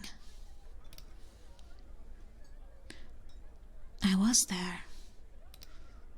No, but when everyone was around, you didn't come. I was there, right there, the whole time. She pointed towards the other side of the window, where I'd first found Yoichi. In other words, in the bush outside the store. There, with her face pressed against the glass. Then what, from 11 until now? You were there the whole time? Yes, she nodded. And as I stared at her pale face, I thought, this girl, is she what you'd call a... It was already past 2 a.m. To stick to the glass for 3 hours from 11 p.m. must have creeped out the employees. When I turned back toward her, a different waitress from before was saying something to Yoichi. Her expression was contorted in an extremely mean manner, in a much more contemptuous manner than they had shown me. I stood up, having felt like I'd seen something detestable. I immediately walked towards them, declared I wanted a drink bar as well, and then headed straight toward the counter to grab the drink. I don't know why I felt so irritated. Probably because I felt like I'd just been laughed at as a fellow occult lover. I filled my glass to the brim with ice and then pressed the button for iced coffee. Now then, what to do from here on out? As I watched the hot iced coffee melt through the ice. Hot iced coffee. Hot iced coffee. Melting through ice. This is the true horror of this fucking thing. Oh, Japan. I thought I could not go home, and the countdown continued. Furthermore, I'd run into the heresy class occult girl from Ikai Gabuchi. And then, now, for some reason, I'm alone with her at a family-style restaurant, late at night.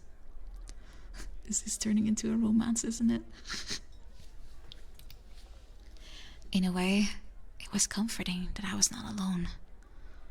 But given that it was an occult girl with a strange urban legend attached to her, I was left with complex emotions. You like bad coffee?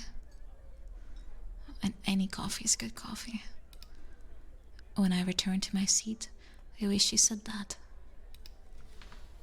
What? I asked if you like bad coffee. The coffee here is unsatisfactory. That's why I'm haunting it.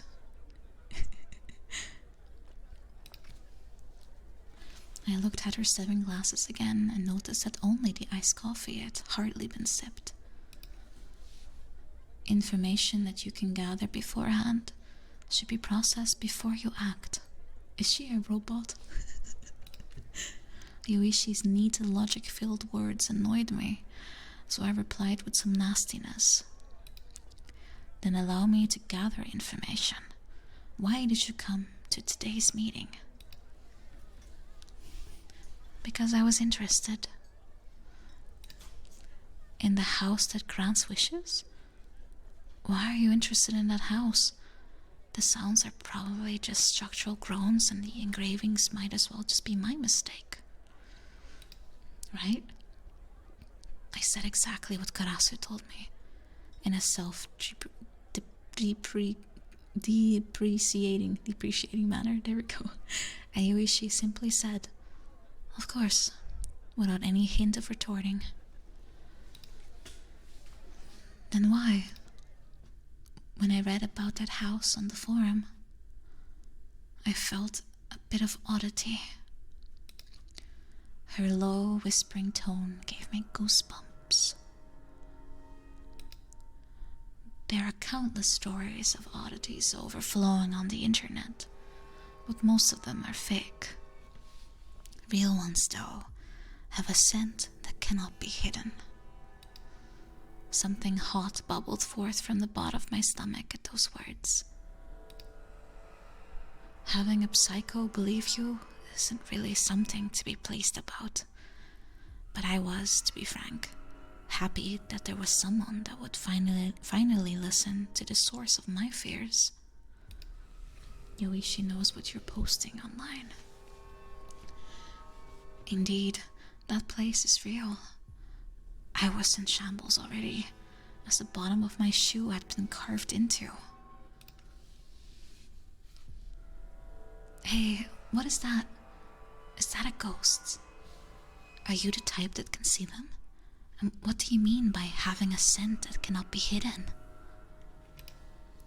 I couldn't stop myself from blurting out questions, and Yuishi stared at the glass of orange juice as she flatly answered. First question first. It may not be a ghost. What? Next question. It's not that I can see everything.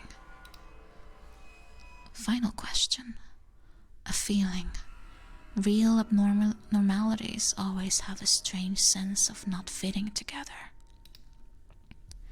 Yoichi switched out of her previous dazed posture and began talking. Strange phenomena happen. People related to it become afraid.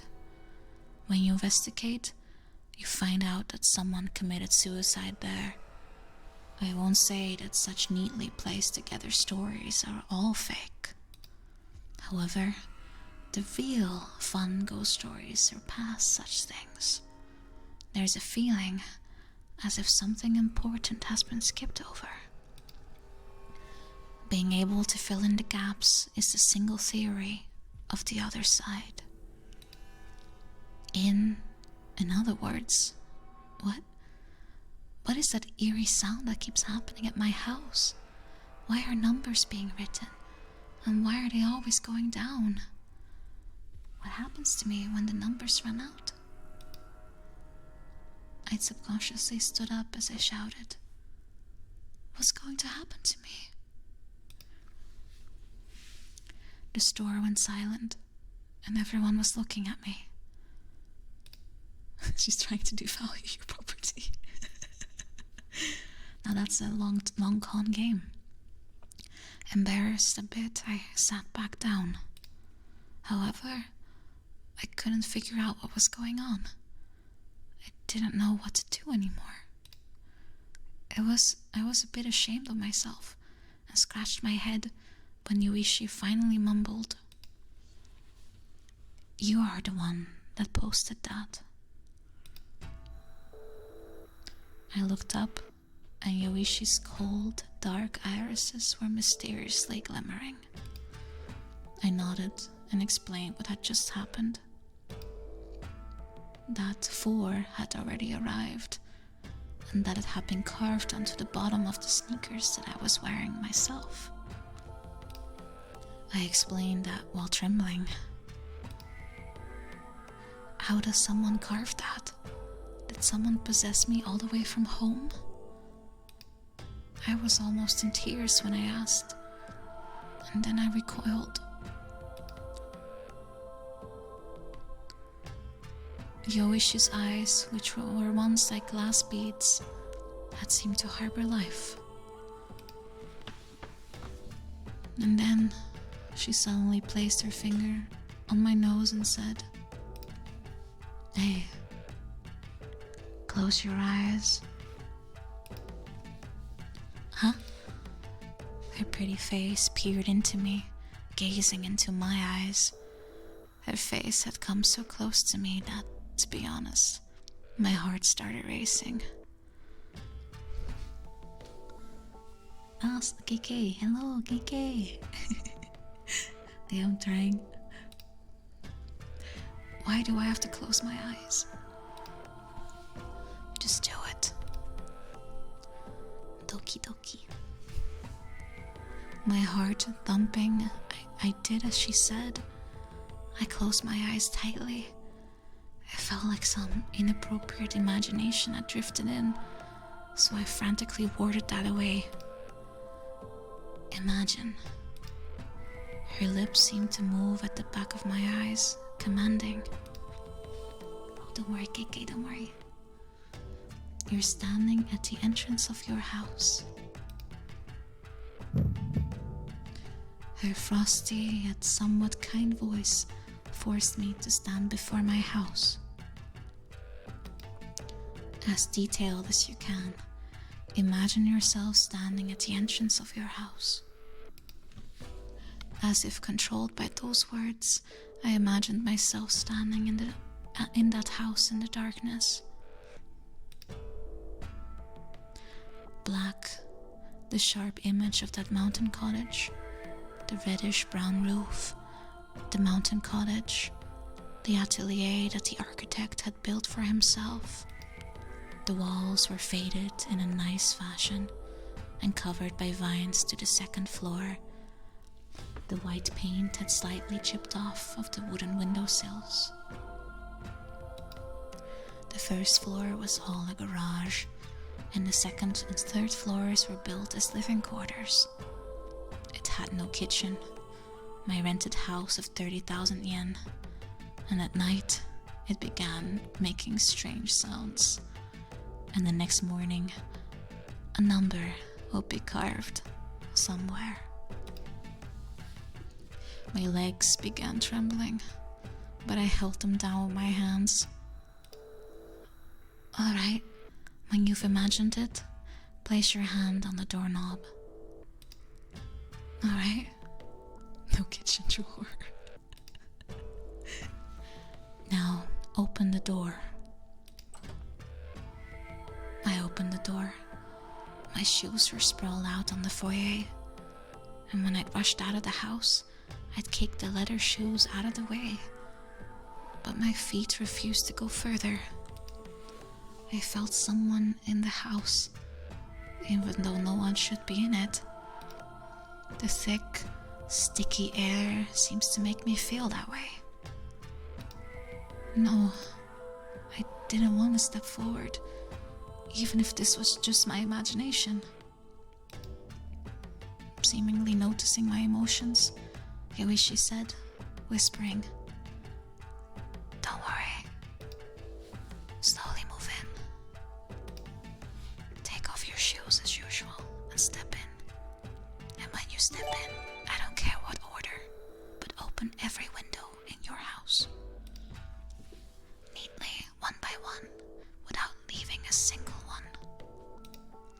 Window? Why windows? Obscuria, thank you. I know it was really poorly phrased, wasn't it? Obscuria, thank you so much for gifting to KK. Thank you, thank you. I thought that, but I heeded her. I went by the window in the living room, unlocked it and opened it. And then from there to the Japanese style room I was using as a bedroom.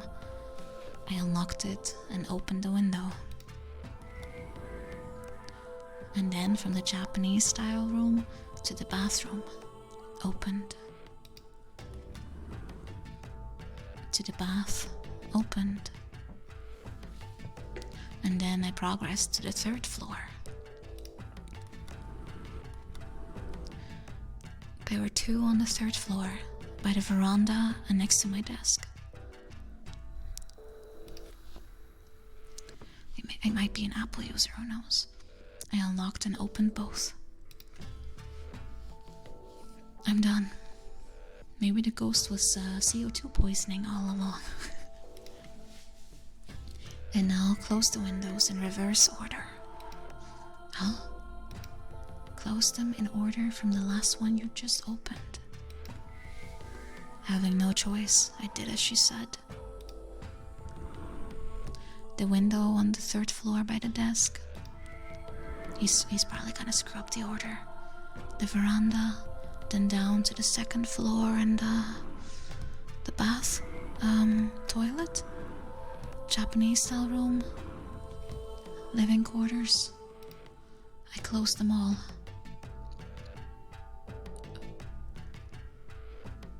Veranda, it's also in Dutch, yes. Yes, done. Now open your eyes.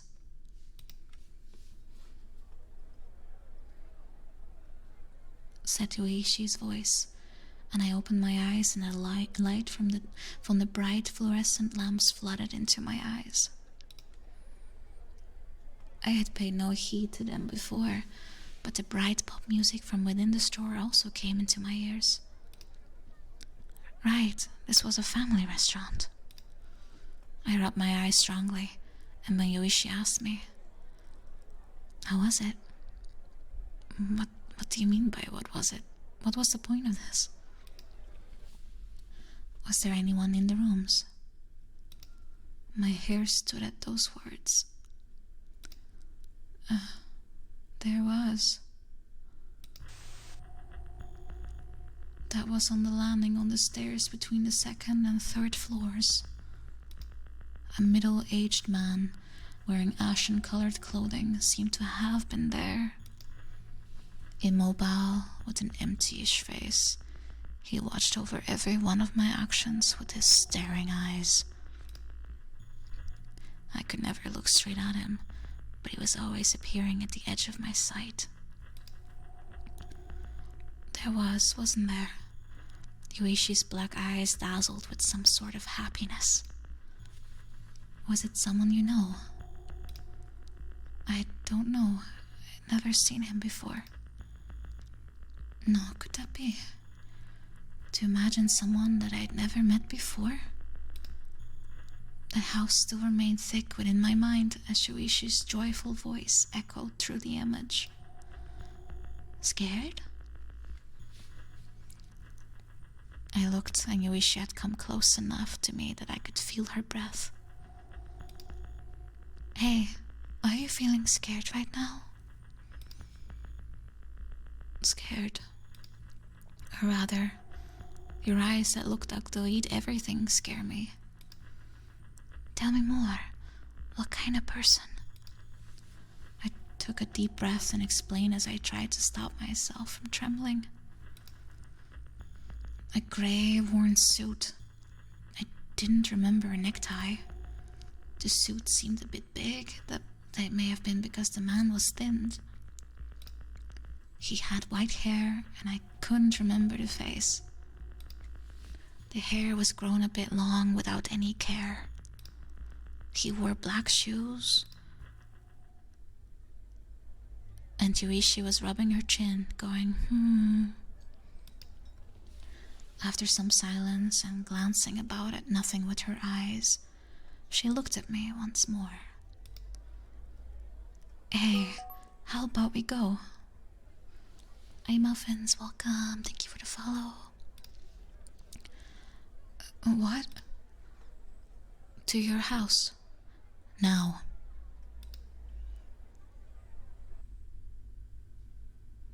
Oh boy, we're going. Why did this happen? It was a night with a beautiful moon, and I was dangerously pedaling the motorcycle.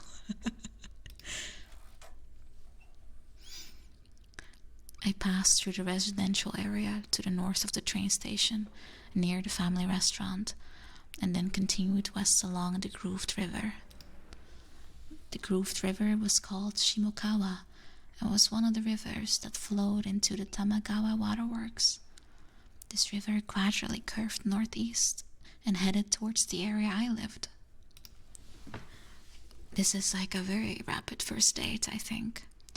Every time my bike bounced around the bumpy road, Yoishi's body pressed against mine as she sat behind me. I could feel the slight... Of course, this is what they focus on. Men. I could feel the slight inflation of her breasts on my back through my jersey, and every so often I had misplaced thoughts of how we looked like a nice couple. Except she's dead.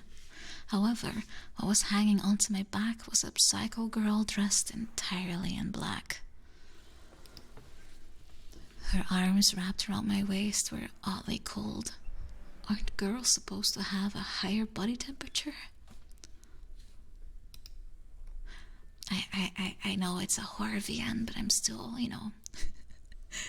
like soft and warm with a nice scent. However, I could hardly feel any heat from Yoichi, who was sitting at the rear of the seat of my bicycle. If it were to turn out that only I could see her, I wouldn't even be surprised. That's how far away from a date this nighttime bicycle rendezvous was. The residential area became distant, and in its stead came fields. The city lights became dim, and it felt like the number of stars increased and the scent of grass became stronger. We were much closer to my home. Quite rural. Shut it. That was my first response to Yuishi's line, after some period of quiet. I don't mean it in a bad way. I didn't realize Musashino still had such a place. That's why I figured the rent would be low. I vented a bit of my feelings of self-deprecation.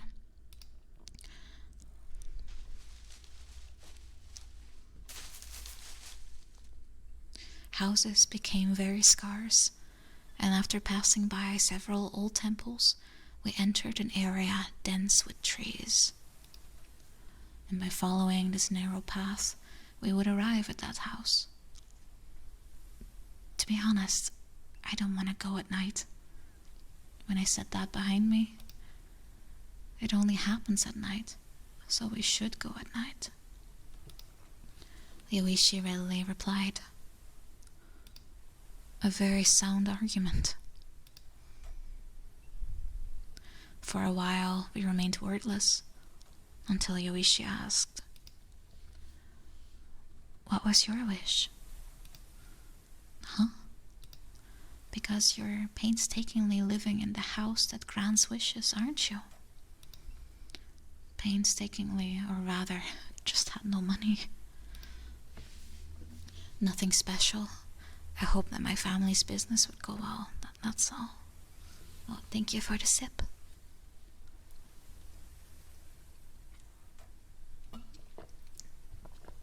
He wished for a ghost girlfriend. Yeah, looks like it came true.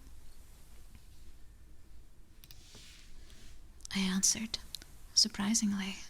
You think of your family? Yoichi commented without giving any trace of emotion. Surprisingly is pretty harsh, I began replying. But then we saw the house beyond that black forest.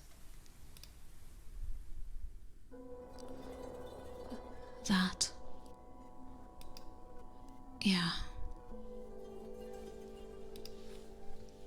Looking over it again, I was amazed at how I rented such a house. Looking at it now, no matter who looked at it, it looked completely like a haunted house.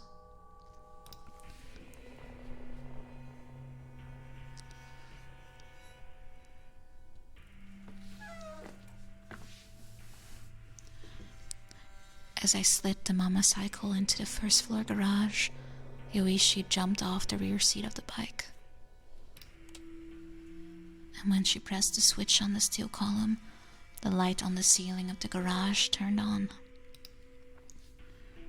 That was all it took to reduce my fear. Yoichi began walking about on her own, looking at the building from several angles. "A magnificent building," she said, and as she began walking ahead of me, she climbed the stairs to the entrance of the second floor. Not having any other choice, I placed one foot on the stairs, but could go no further. As for Yoichi, she quickly climbed the stairs, opened the door without permission, and glanced inside. Ah, right. Now that I think about it, I flew out without locking the door, and that means I'd left it unlocked for several days, which was very careless of me. I was just looking up from the bottom of the stairs. Is he peeking? It was pretty shameful, but I'm the one that experienced the fear. I'd say it's perfectly normal for an animal to not want to get any closer unless safety is ensured. How is it? Dark. Well, of course. And with that, Yoichi quickly went inside.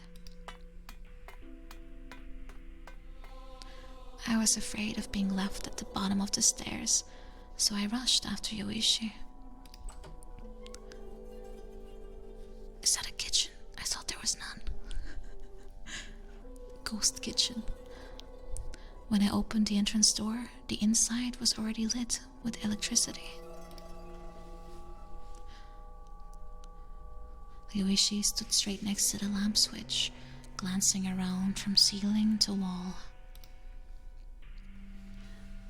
Light is great. I felt calm just by being bright to the point of not knowing whether these creepy happenings were reality. And when I was about to take off my shoes at the foyer, I saw that Yoichi's knee-high boots had already been taken off neatly. Knee-high boots.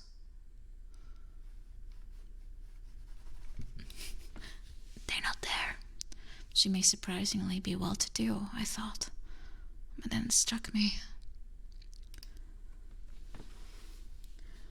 Now come to think of it, we hadn't even properly introduced ourselves.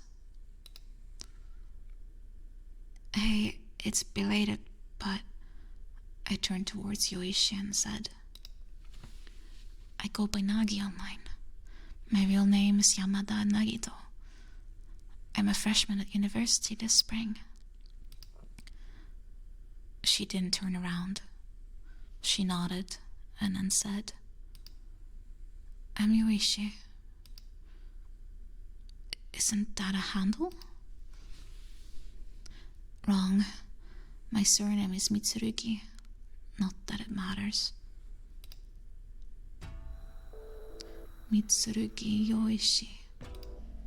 She continued being odd. She used her real name online and then didn't care for her surname. I think that's 5, right? Number was on the wall of the toilet. However, as if to say that it was a waste of time, she asked that, and so I pointed to the far end of the second floor. Oh, it is? Okay, thank you. The way she silently went there. Without hesitating, she opened the door, turned on the light, and peered in. Oh, he has a space toilet. Cornelius, welcome, welcome. Welcome, welcome, welcome. I quietly followed. Right? It looks like the letter 5, right? It's not a schema, right? I said to Yoishi's back. You know of words such as schema? She replied, as if condescending. Loxit Gaming, welcome to you too. Welcome, thank you for the follow. Well, I mean, I am an occult maniac. That was a lie. It was information I just received. In a state where you've received a specific set of information, when you see a meaningless figure, your brain follows the information to create a suitable schematic. That is schema in cognitive science. But this is, without a doubt, 5. Even I see it that way. Well, we don't know if it's gonna turn into a dating sim at this point.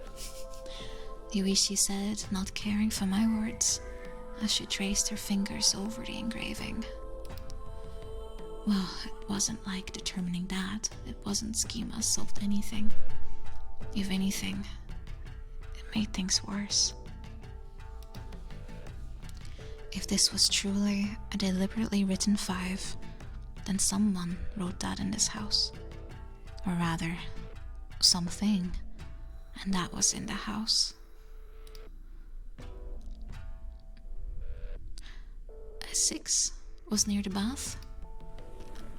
Having finished observing 5, Yuichi went across the hall to the bathroom with the toilet, turned on the light, and opened the door.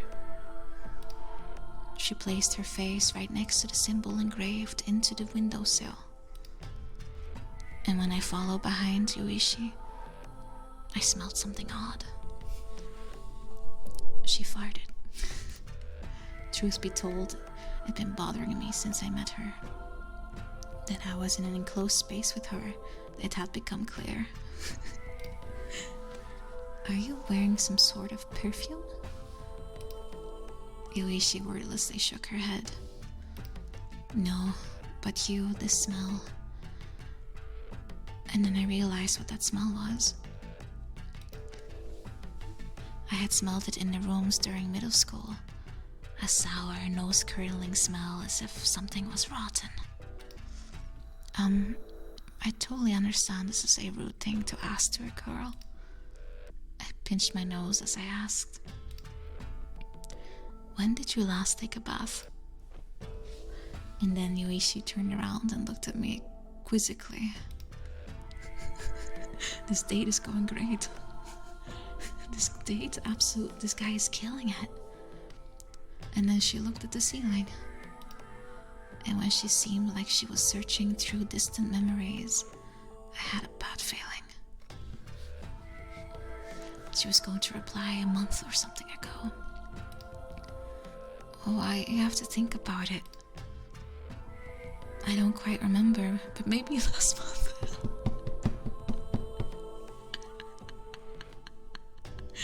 Guessed it. See, girls can tell that kind of thing. How did I know? Well, I am a renowned occult expert researcher. She's marinating herself. Greg, welcome. What the hell? Take a bath. This is a bathroom. That's not what I mean. Do you not take showers? Clean your hair? What does that have to do with this number going down? Yoichi seemed completely bewildered as she asked. But come on, I'd heard about dirty girls, and I know French royalty were famous for never taking a bath. But this is contemporary Japan. Do high school girls that don't take a bath for a month exist? What you say lacks reason, she said flatly, and then peered closely at the windowsill again. It is, without a mistake, 6. And then she turned around and asked, how about 7? she really had no interest in anything other than the paranormal. I sighed and helplessly guided her. Oh, he's trying to date a high school girl, that's true. Oh, up. Dangerous territory, and it's not the ghost of a haunted house. That was on the landing towards the 3rd floor. That was where the middle-aged man I didn't know was standing during the suspected association game Yuishi had made me play earlier. It's Sasha, welcome, thank you for the follow. I didn't want to follow her there, so I just gestured over there. Yuishi wordlessly climbed the stairs and then leaned towards the wall. Arpies, welcome. That looks like 7 too, right? However, Yuishi didn't immediately answer. Instead, taking a mini light from her pocket, shined it at the letter 7 and looked all around it. Oh, it's Sasha, I'm happy you're having a good time. I'm happy. Oh, he's 18 and he already went to university. So fresh out of high school, right? Yeah. I mean, I was also 18 when I went to uni, so... Is something wrong?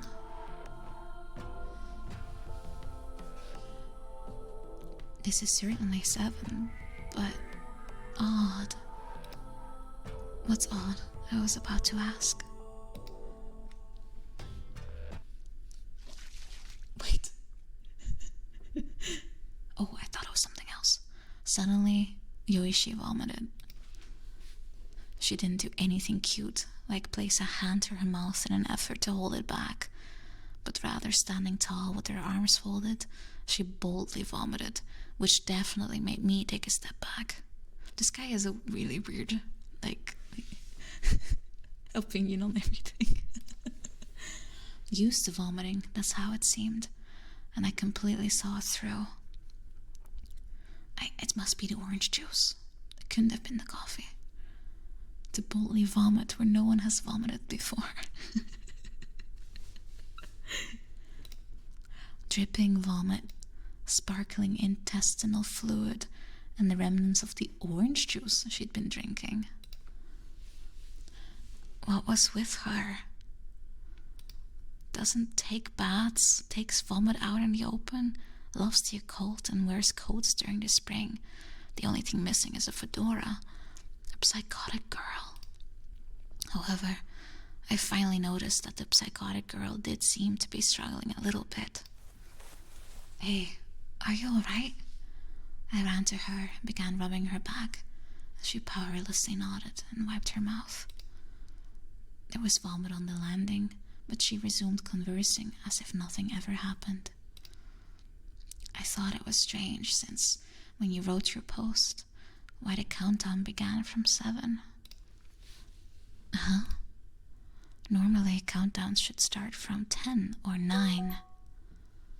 Oh, welcome, Takukaba. Thank you for the follow. How should I know? I mean, ghosts are scary because you don't know what they're gonna do, what they're thinking. How would a human like me know why something like that began counting down from 7? Wrong. The paranormal have no rules, but the other side has intentions as befitting of the other side. Yoichi said as she climbed the stairs. I had no choice but to follow. As if to say there must be a 10 and a 9 somewhere, Yoichi turned on the lights to the 3rd floor and began peering at the walls. Her posture as she crawled about on all fours, scampering across the walls, was both creepy and comical. There seems to be numbers elsewhere, yeah, I just didn't see them. Afterwards, Yuichi began mumbling to herself and didn't respond to me, so I gave up and went back to the 2nd floor. I poured water from the sink next to the toilet into a bucket, and I threw a rag in.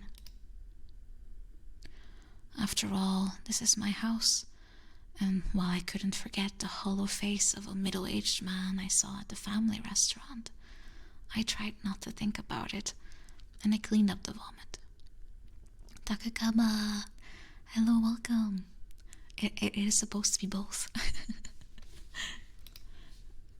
It's supposed to be both comfy and scary at the same time. Why does vomit smell so bad? Somehow it always entices you to vomit too. Well, but that's the whole point of it.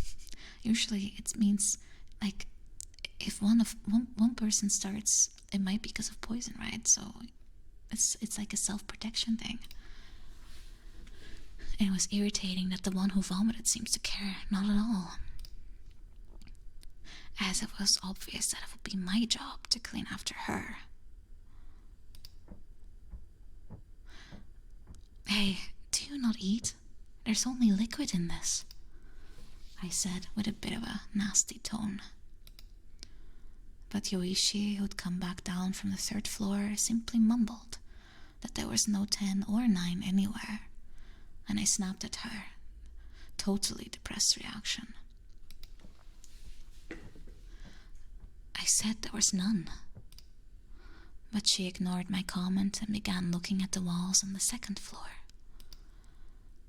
Half exasperated, I watched over her as I went down to the 2nd floor with the rag and the bucket. And then I looked at the clock and asked her, "Hey, are you alright being out at this hour?" Of course, that was pretty belated, given that it was almost 3 a.m. If I were her parents, I'd be beside myself with anger. I hope you called home before coming out at this hour. I mean, I know it's my fault this is happening, but parents are always worried. I always thought my parents were annoyed when I was at home, but once you go away, you feel gracious for it. However, she wasn't listening to my lecture. I noticed she was completely immobile, staring at a single point. "What is it?" I asked, but Yoichi didn't move. She stood still, frozen, like a mannequin. I stood behind Yoichi and looked where she was looking.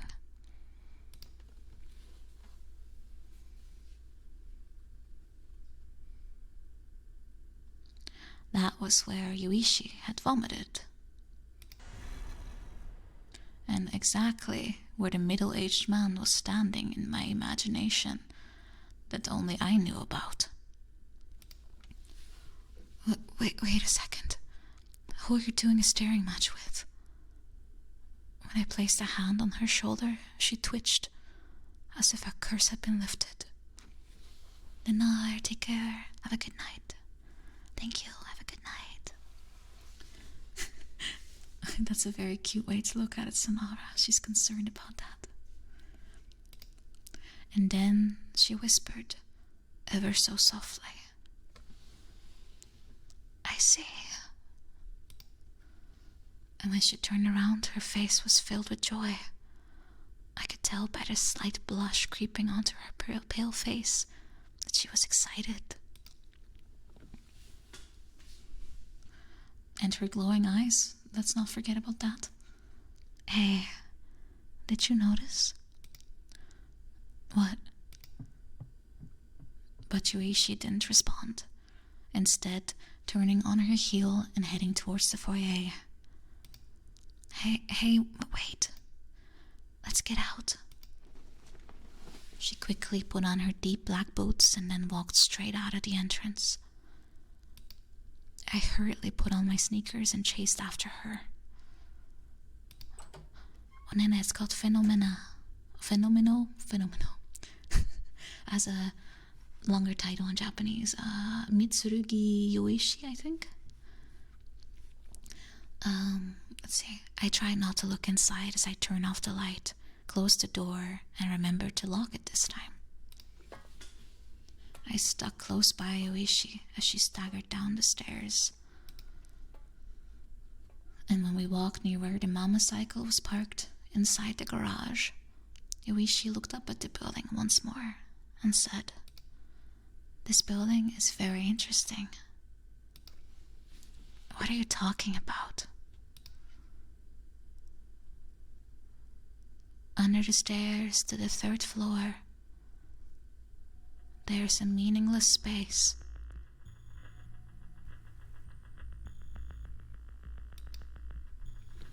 That moment, I felt a chill travel down my spine. I see. The eeriness that I'd felt all along about this house, I finally understood about it. Indeed, it had always felt like something was odd about this house. And that was the area under the stairs which I could never reach. You couldn't enter the space under the stairs from either the outside or the inside of the house. You hear about places that don't open sometimes. This was similar in that we didn't know what was inside. Oh, welcome. I can't read the name. My katakana. It's not good. Yeah, it's Nitro Plus. And look at this. Oh, Asaf, thank you for the raid. Thank you. Thank you so much. Welcome, raiders. Welcome, welcome. Good to see you. Thank you so much. Asafu. Thank you so much. I appreciate. Hello, everyone. Hello. Oh, I should introduce myself. My name is Nina Saotome. I'm a magical girl VTuber.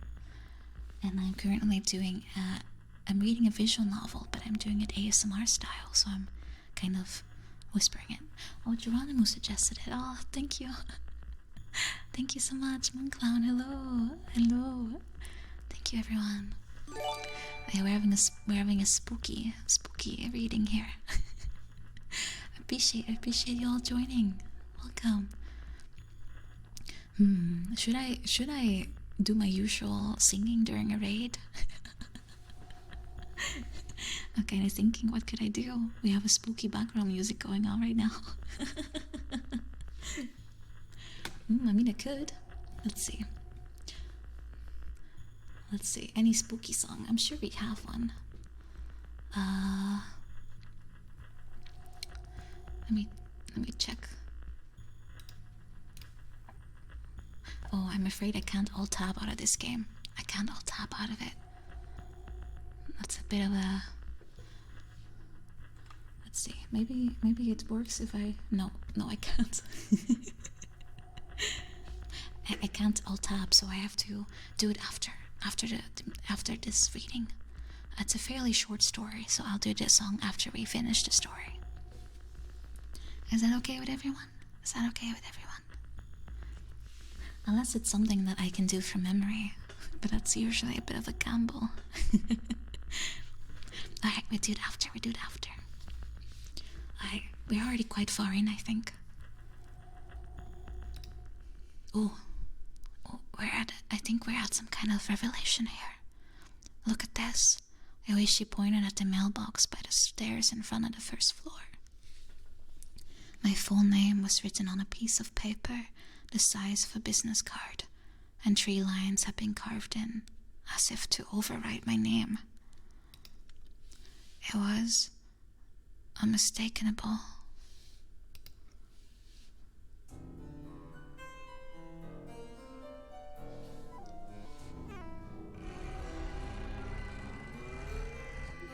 Three.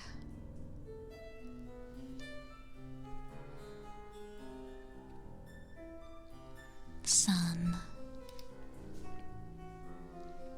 The countdown continued. Yoichi placed her face almost right on the engravings and mumbled happily. This place is real, but said it with a hollow voice. I'm at my limit.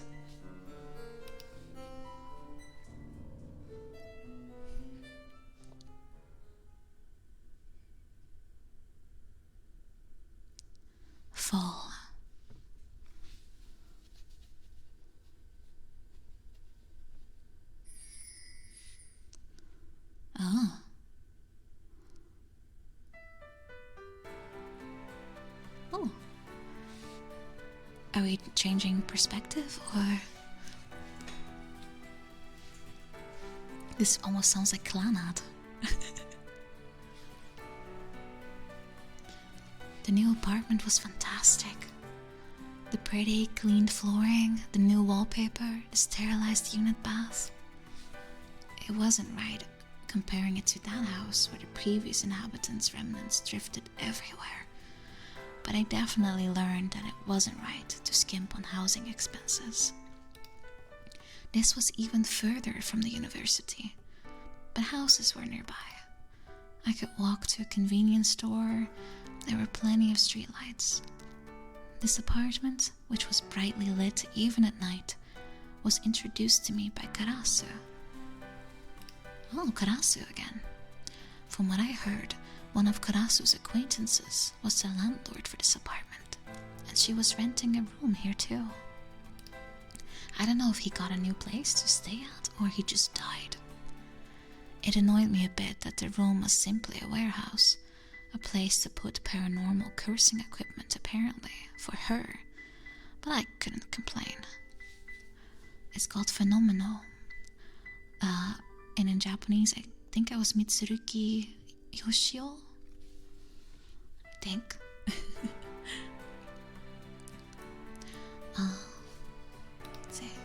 Rent rocketed to 50,000 yen, but I was 6 tatami, 1,000 with a loft and a unit bath, so it was extremely cheap for the area. 6 room, wow. Oh, Neon Knights, hello, welcome. Oh, Giga, General Giga, hello. Good to see you. Give a shout out to Giga, please. Thank you. It's good to see you. Hope you had a good time at streaming. It happened 1 week since I looked at that paranormal house with Yoishi, I mean, sorry. It is still the op, it's still the op. Right after noon on a Sunday, on a rare day with no part-time work and no lectures. I opened the window and took in the comfortable breeze as I sprawled out into the empty room. The previous week had passed by quickly. First, I cried to my big sister, borrowed some money, and immediately moved here. Ah, thank you, Nene, thank you.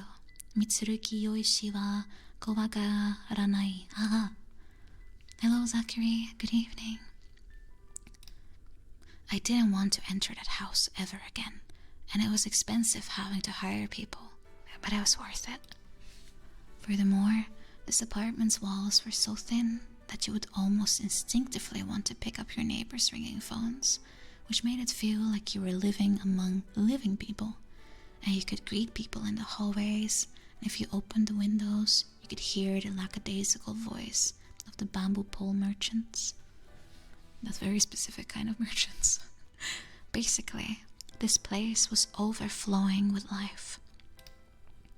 And for me, that was extremely important, as I had been drained of mental energy to the extremes. I required the comfort of living amidst people. Oh, Acterian, did they ever translate those novels? Because I would like to read them. I never met Yoichi again. That night, I gave her a lift to the family restaurant and parted ways. Oh, have a good sleep, Geronimo. Have a good sleep. Thank you. Take care. Thank you. I'm not sure if the story is already ending, but basically our little protagonist bought a very haunted house and then had a first date that didn't go so well in there. Everything about her was a mystery, other than the fact that she was a high school student girl and that her real name was Mitsurugi Yoichi. I spoke with her a bit as I escaped to the train station, but I never found out what was going on with that house. Oh, they have translated 2 out of 6. Nice. She didn't try to explain, and I wasn't in any hurry to ask. We have entered chapter 2, that's true. So if there's 3 of them, we still have a little bit to go. However, I had a strange conviction that something bad was there. Buck Down, welcome. Oh, and Geronimo, thank you for gifting a sub. I'm not sure if I already thanked you. Every night I heard something eerie, and I even ate a countdown. But mostly I believed it because of Yoishi's one phrase. This place is real. That this was not a place I could deal with. I immediately thought that. If you think about it that way, she was why I was able to make the decision to place myself in such a peaceful place. But, oh, Digimi, welcome. It is true what they say, that when the blade is no longer to your throat, you regain your curiosity. And now that it was all in the past, I was truthfully somewhat curious. Oh, don't go back. What did she notice? What was the countdown? What is Yoishi anyways? It was hard to explain, but she seemed different from just an occult maniac. Oh, thank you, Taku. I'm happy you're enjoying. It was hard to explain, but it wasn't like she was getting a thrill out of coming close to danger, but rather, she seemed to have no instinct telling her to avoid dangerous areas. In other words, it was hard to explain her as anything but someone wanting to die. And whenever she said something, I felt like the world I believed and lived in was about to crumble apart. Sometimes I would take a peek at Ikaigabuchi, but Yoichi never appeared in a thread. And of course, no one reacted to the thread I had started, and had been buried deep to the point where I didn't want to revive it. Krishna descended upon various threads, but he never touched up on my or Yoishi's case. That was real. I wanted to write, but I had no means of proving myself, and I myself felt fuzzy about it, so I kept myself to an ordinary life. Indeed, daily life continued. An increased living expense and an abundance of light and heat. My scholarship was insufficient, so I began working part-time at an Italian restaurant near the train station. I wanted to pay back the moving funds that I'd borrowed from my big sis too, so I started working whenever I had no lectures. My city survival began as I worked myself to exhaustion and flung a tired smile everywhere. A week flew by, and it was that sort of day. My first university lecture in a while had just ended, and I was stuffing my textbooks into my bag, and when I realized a girl I recognized was staring at me. It's not Yoichi. She was short. God, this guy only looks at boobs. She was short, yet her breasts were big enough to notice through her clothing. This fucking guy, I swear. We have a very thirsty op here. Her hair was cut straight like a zashiki warashi, and her face resembled that of a young middle schooler, matching her red-framed glasses. Who's that? I stared right back at her, and she cleared her throat once and then came over. Red glasses are definitely the best, I agree. She started taking something out of her pocket and put it back. I saw that was some sort of paper. She walked to me, standing straight and still, and in the end never took out that piece of paper. Men riding women, exactly. Her breast boobily booped down the stairs. How does that phrase go again? It always makes me laugh.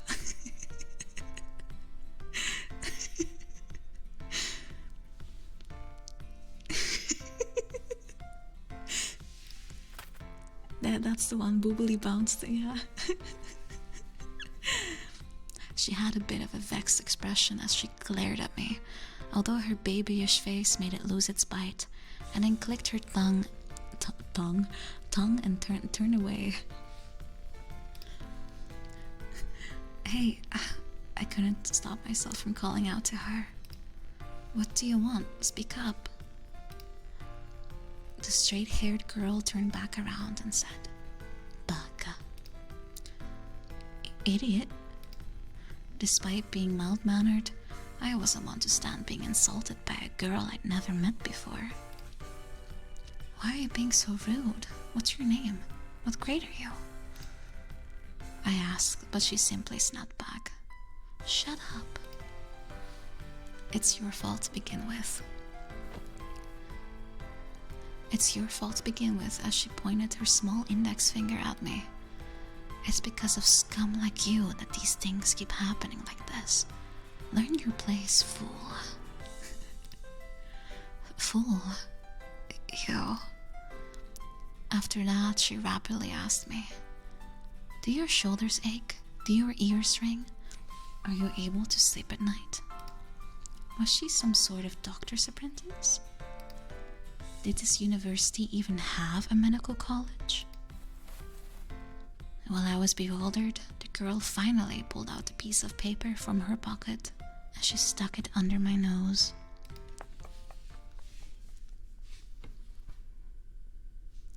I had no time to take it, as she ran off like a rabbit, and by the time I picked it up, she'd already left the classroom. The hell was that? No one was left in the classroom by then, so I looked at the piece of paper I held. It was like a handmade business card. It just read, Beatnik Research Club President, Kurimoto Shina, and had the location of the Beatnik Research Club situated on the western wing. Oh, hello, have a good sleep. Good night.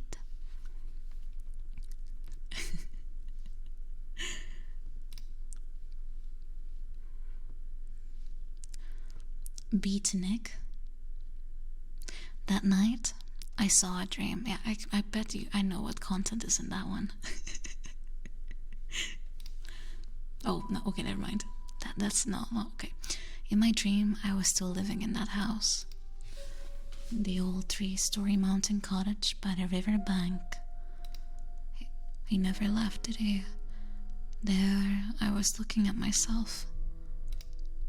It was like I'd spiritually departed from my body and was floating in space and was gazing upon me, living my life.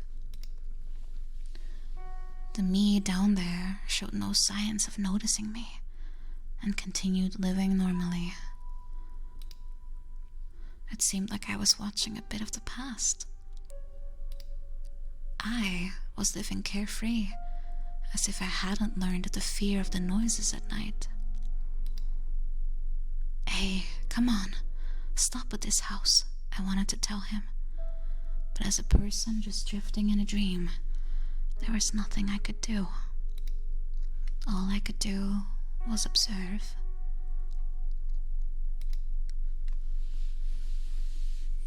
Good night, Acterian. Eventually, I noticed that Yuichi was sitting next to me. The two of us were sitting together on the old sofa I'd picked up after moving. This is like the alternate timeline where the first date went well. The two of us didn't speak to each other, instead just going on with our lives individually.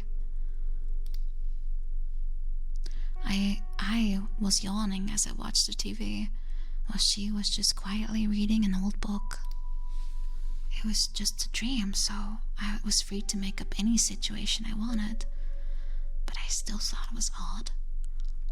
However, I also accepted that if I were to live together with her, neither of us would really interfere with the other.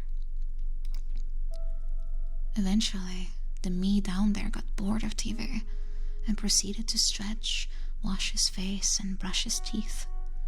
I thought about studying a bit, but instead, I just immediately went to sleep. I observed myself as an outsider. I realized that I was a pretty boring person. Oh, Shiraiko, hello. Hello, Shira. Where am I? Oh, I boasted I would turn the fortunes of my family's lumber business that was downtrodden, and had departed Shizuoka in opposition of my father and big sister, failed to get into the seminar I wanted, and wandered occult websites. Plus, I hadn't even written a single letter to my mother, who I'd promised to send letters to after coming to Tokyo. And finally, I'd moved into a haunted house because of the low rent and run into a psychotic girl. I wanted to slap myself. As I sighed and glared, I quickly curled up in my bedroom. Even though Yuichi was there, it seemed like I could not see her as I turned off the light. Yuichi seemed to notice the light had gone off as she closed her book and stared off into space. I'd floated down to Yuichi, thinking I'd turn the light on for her. It's about time. I had a bad feeling from Yuichi's words. And then,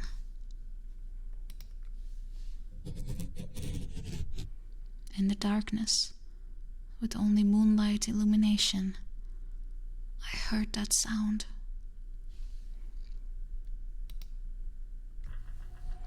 From somewhere, the sound of something scraped.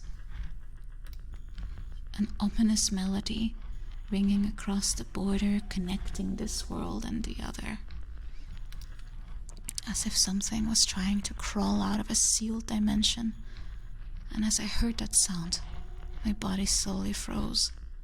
It was like watching those supernatural shows on TV, where they set up a camera in rooms that ghosts are rumored to appear in. And this dream, isn't it bad? I need to wake up as soon as possible. Because if I stay here like this, I would see this something that was engraving numbers into this house. I frantically tried to wake up.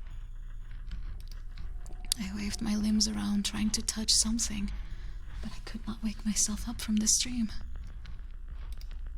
It was like my body had been caught by some black hand seeping out from a different world. Feeling the despair of having been locked into a room with no exit. Within the dream, only my panting echoed, and suddenly, I found myself next to Yoichi. On the old leather sofa, Yoichi and I were embracing each other.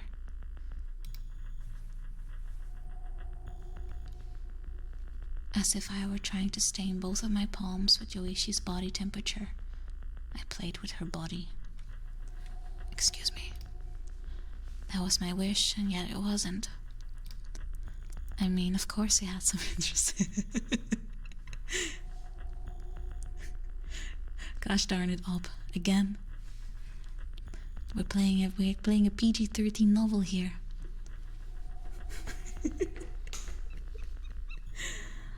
Ara, Oni-chan.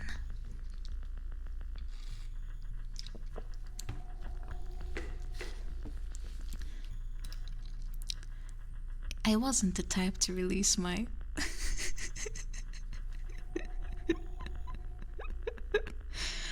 well, it's a novel, right? I have to read it.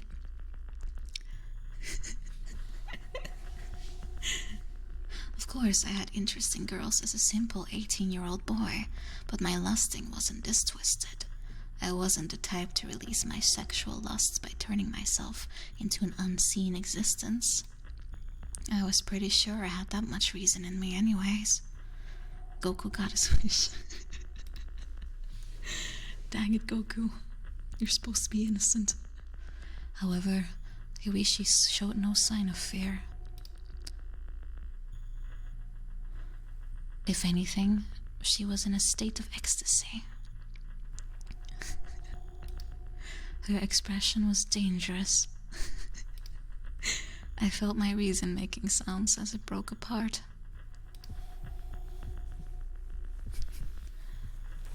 Oh no.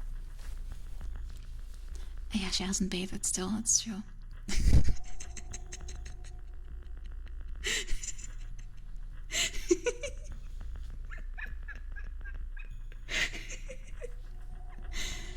I swear, even novels that are not supposed to have any content like this still sneak it in, I swear. Every single time. I licked Yoishi's skin. I groped her booba through her clothes. I lusted over her soft body with the tips of my fingers. Oh no. Oh no. I pulled up her long skirt, showing her white thighs. Alright, guys. This calls for drastic measure.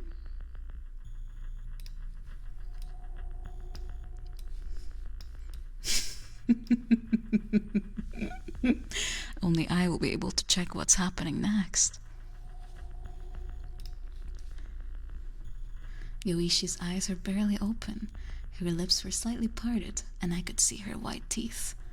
Stop, stop, stop. I screamed from within my body, but I couldn't restrain my abnormal, extreme. This was making it worse. My censoring actually made it worse. He just said feelings. Oh no! I accidentally covered the jump scare. Dang it!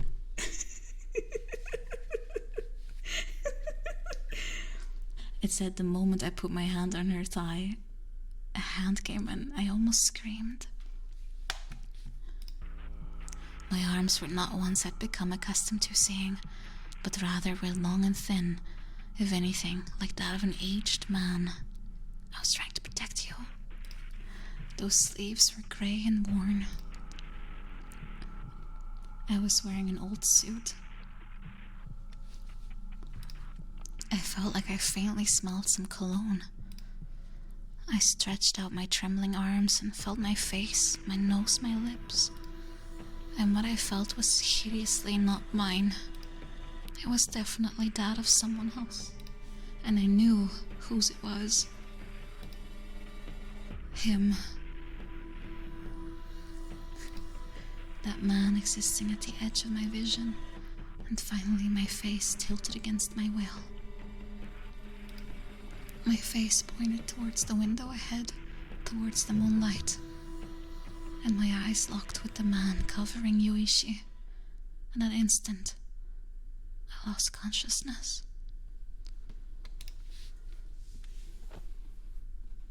Along with incredible trembling, I woke up. It was my new apartment with the abnormally bright lighting from the lamp. To my side was a coffee table with the empty box of the convenience store meal I had just eaten and an unfinished bottle of oolong tea. And near my pillow, textbooks and notebooks for university had been tossed about. There was a cheap curtain between me and the sash to the small veranda, and it swayed a bit from the night breeze coming through the gap in the sash. I breathed deeply.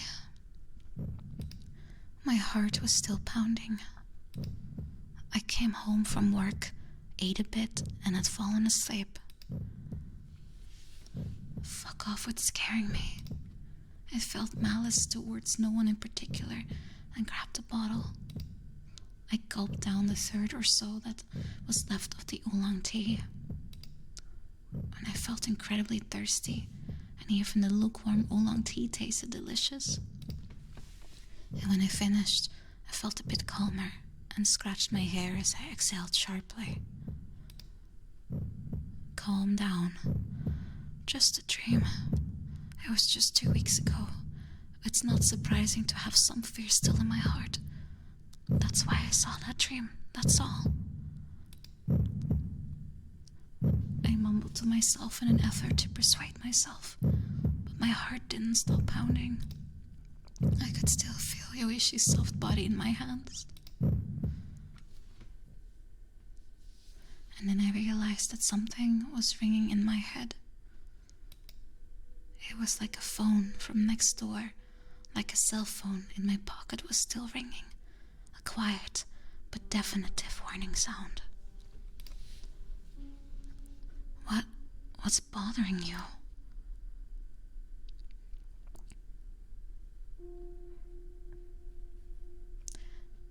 I looked around. New white wallpaper surrounded me, and there was just a spacious vacant room that I had not been able to fill with furniture. I'm not sure how many days actually passed between this.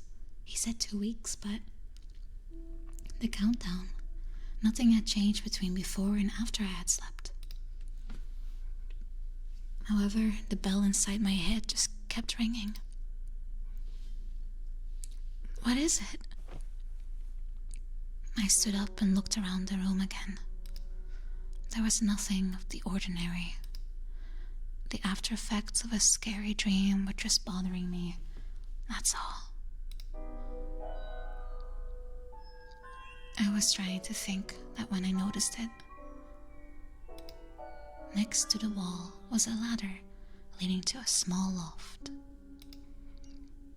The lighting for the loft was different, so it was slightly darker there.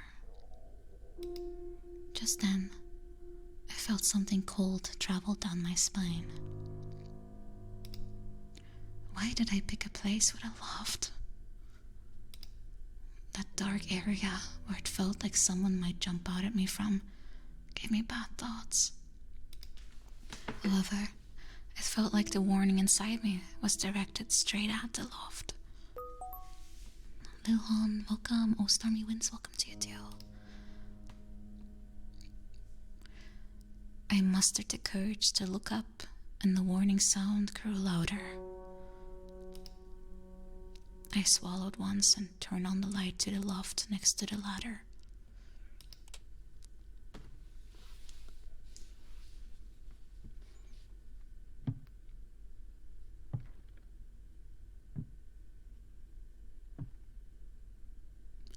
I placed a foot on the ladder, climbing it one step at a time. And then I willed myself to look into the loft.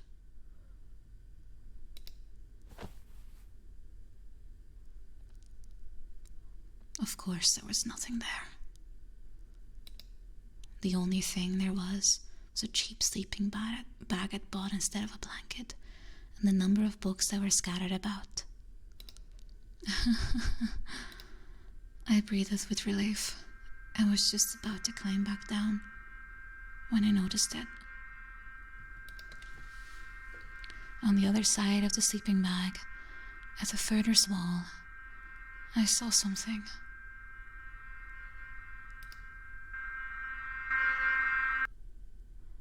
Wounds.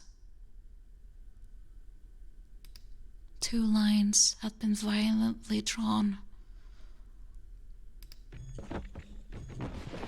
I screamed a silent scream as I tumbled from the ladder. I made a loud sound as my knee and shoulders struck the ground, but I didn't care. Somehow I managed to grab my wallet and cell phone, and I jumped out of the door. Not lines. Those weren't lines.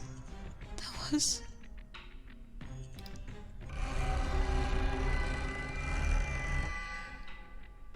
two. The number 2. I had even moved, but the countdown continued.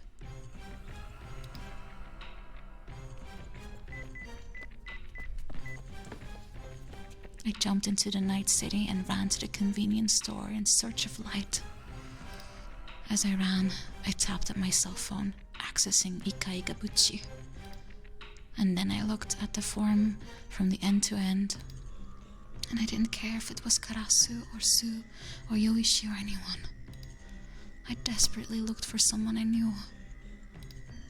And then I saw it in a thread titled Mysterious Dimension, Isijinku, a mere 30 minutes ago.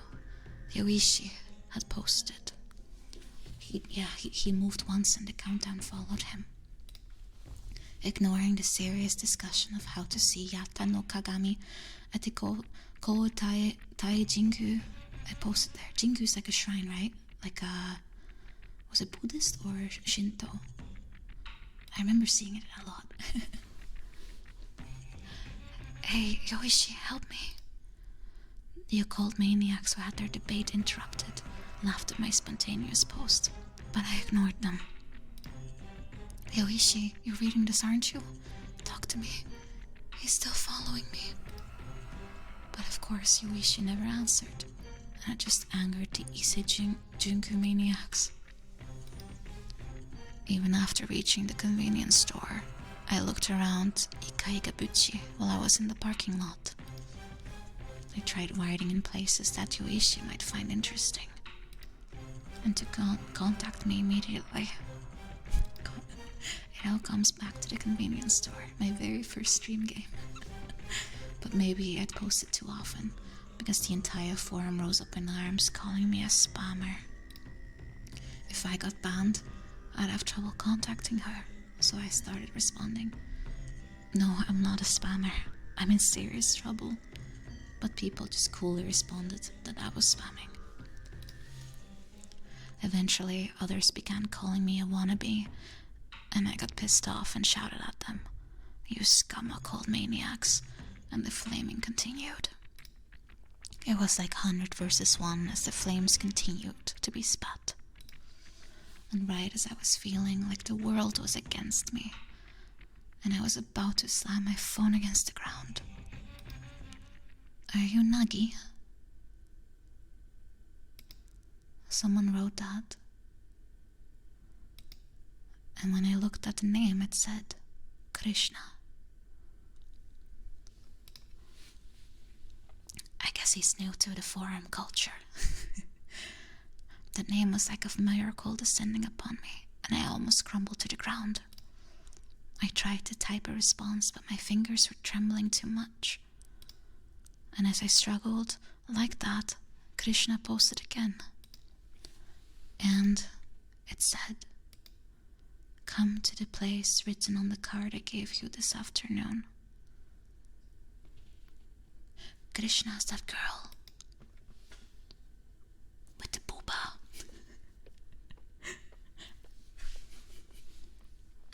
It was past 2 a.m. I had left my bicycle behind, so I plodded my way to the university on foot. Yes, what for 2069, blaze it.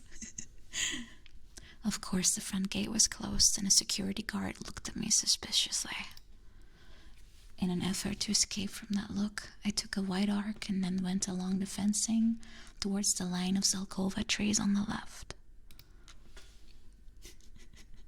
Exactly, second that. This particular op actually does work that way. After you walk a bit here, you get to the western wing, which housed the Beatnik Research Club room. Kurimoto Shina, Kurishna, Kurishina. Aha! I see. It's like Kirito. I was so careless. I noticed something. That the administrator of Ikaigabuchi, Krishna, was a person who attended the same university.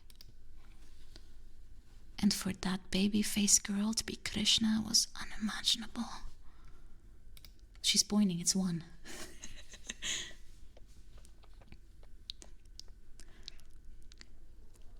I went straight to the furthest room and was shocked when I entered. There were still some students inside chatting with each other. I felt a bit exasperated, they love this word, as though this was some sort of never-nighted castle. But I guess this was just the way it was for students, and I felt a little bit embarrassed about myself still being afraid of ghosts. I know the visual novel loves that word. My feet felt heavy as I arrived at the Beatnik Research Club on the 3rd floor, and I saw light on the other side of the smoked glass. I knocked on the door and heard a familiar voice, so I said, It's Nagi. Yamada Nagito. It's open. Excuse me. When I opened the door, I found myself facing an empty, concrete-walled room of about 10 tatamis. There was a single steel cabinet placed against the wall. Oh, if you're wondering why they're counting with tatami, it's because that's the way they measure room size in Japan. In the middle was a relatively large work table, and there were 4 seats placed around the table and 3 people seated. And in the middle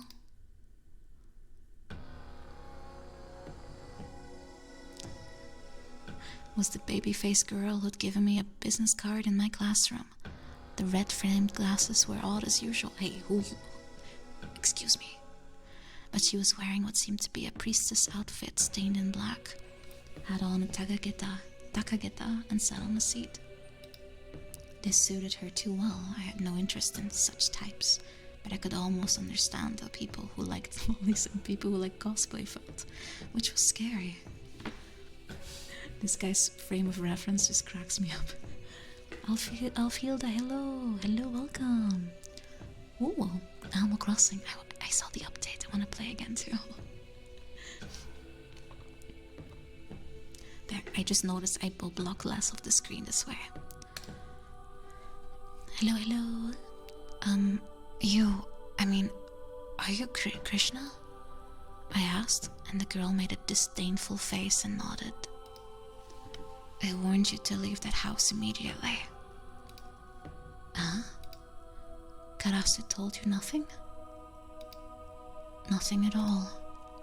And then Krishna cutely clicked her tongue and said, "Well, come in." I looked around the room again, and next to the small occult site administrator was a woman who seemed to be in her late 20s and did not seem like a student, wearing simple white Eastern clothing, and a bald middle-aged man wearing monk attire who, no matter what, looked nothing at all like a student. I didn't know how to greet them, so I just stood bewildered at the entrance, and Krishna made a motion with her small chin to sit there. I sat down in the chair that had been prepared for me. Oh, Nordbin, thank you so much for gifting to Alfilda. Thank you. Oh, that's a very large room, 15 square meter. Tatami's so comfy.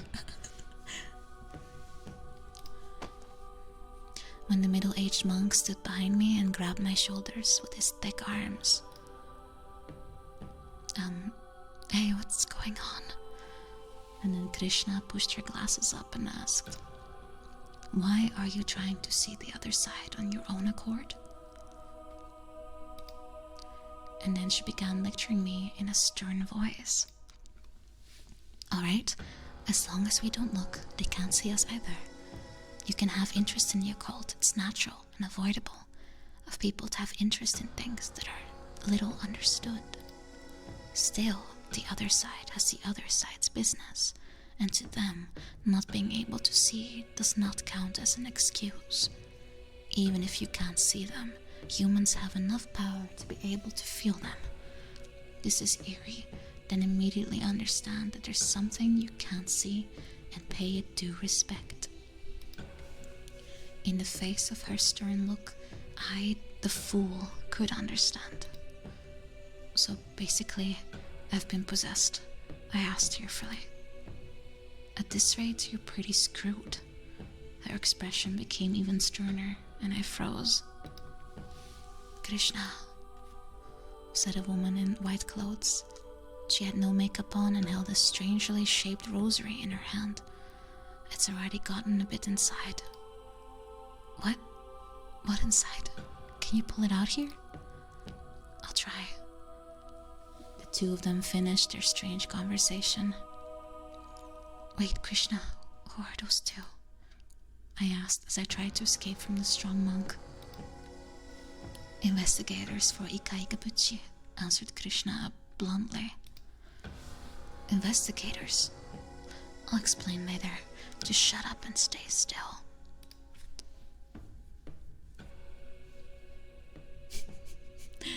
It's not use. The host isn't here. I heard a female voice from far away. We have to go to that house. You're right. The middle-aged man and Krishna's voice also echoed, a bit like a record that was losing some speed. I'd begun to slump down. The monk was strong, but that wasn't the only reason. It was as if I had never noticed that I was on the verge of toppling over under extreme weight, and as soon as I realized that, my body senses frantically tried to show me the level of exhaustion I felt. I felt that sort of exhaustion, one that tried to sink me into a bottomless pit. You can't move? Then don't move. Krishna said in a mysterious, kind voice, and then I lost consciousness. To be honest, I don't remember much after that. I think I was loaded into a car. And then I think there was a lot of shaking. My consciousness came back because I felt a familiar sense of cold on my skin, one that seemed to want to wring me dry. My body was still heavy, my consciousness felt like mud, but my life instinct seemed to shout, "This place is bad."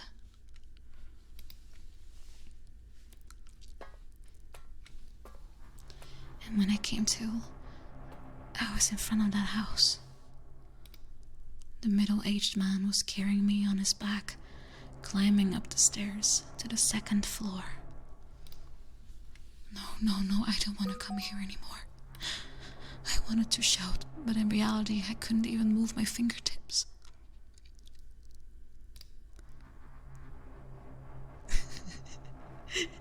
Wait, I recognize that name. Didn't someone give us up to you earlier? Welcome, Doomer Goth of Mummy Milkers. Welcome. That's funny.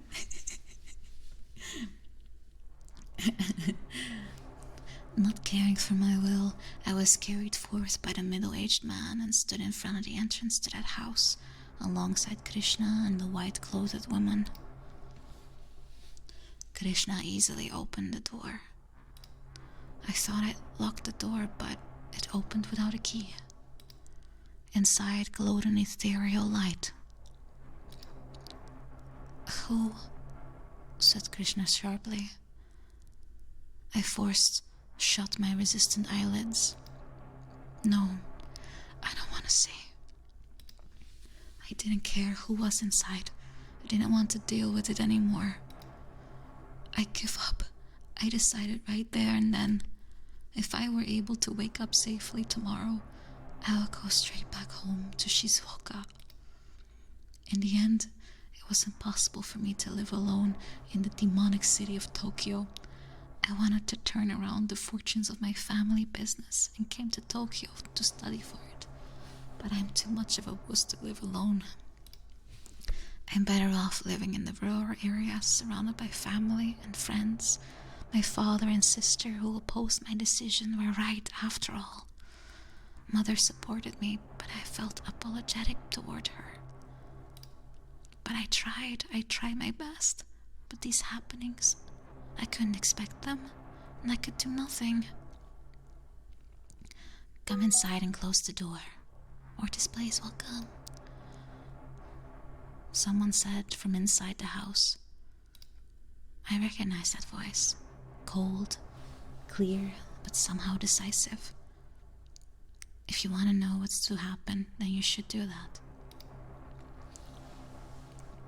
I know, I feel like he kind of jumped to a conclusion that living alone in Tokyo is not exactly like being haunted, that's not the average experience.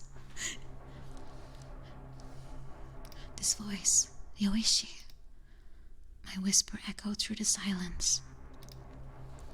Yoichi. Yoishi's lackadaisical voice saying, "Good evening," overlapped Krishna's incredulous voice. There was a spare key near the sewer entrance below, so I used that to come in. Let's go in.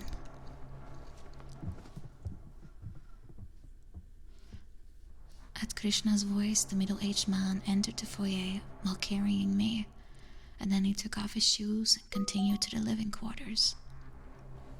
Oh, welcome Teddy Bear Rocks, welcome! Krishna and the white-clothed woman followed behind.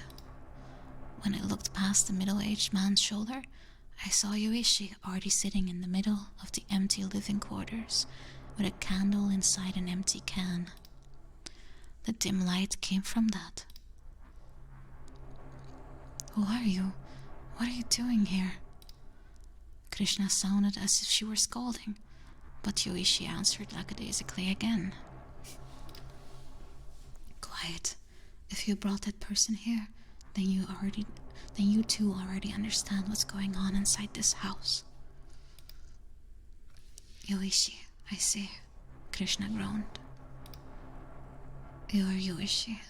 You're the child posting on Ikaiga Buchi.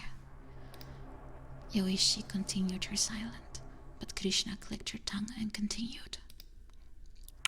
I have no problem with you having interest in the occult, but having interest in actually tiptoeing the edge is different. You should realize that you're playing in the hazy boundary. No worries, Yoichi flatly responded to Krishna's harsh tone. Nordpin, thank you for gifting to these nuts. I have confidence only in that conviction. Got him.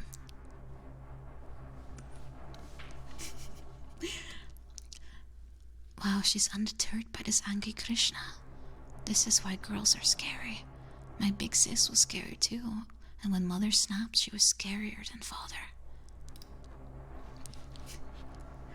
However, Krishna sounded a bit lonely.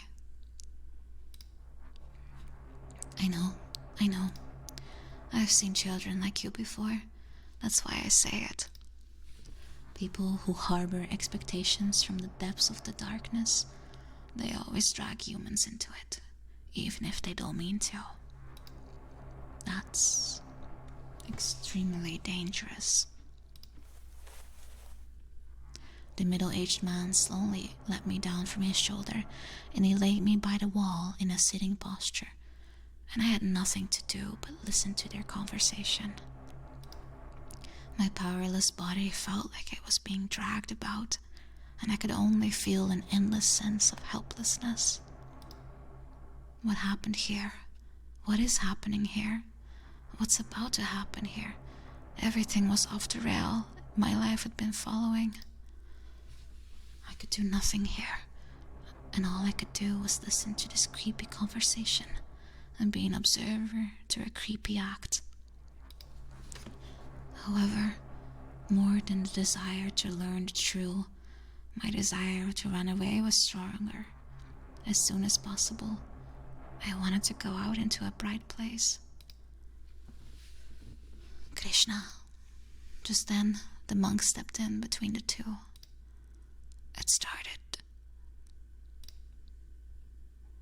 Along with his words, that sound began. From somewhere in the building, that sound echoed.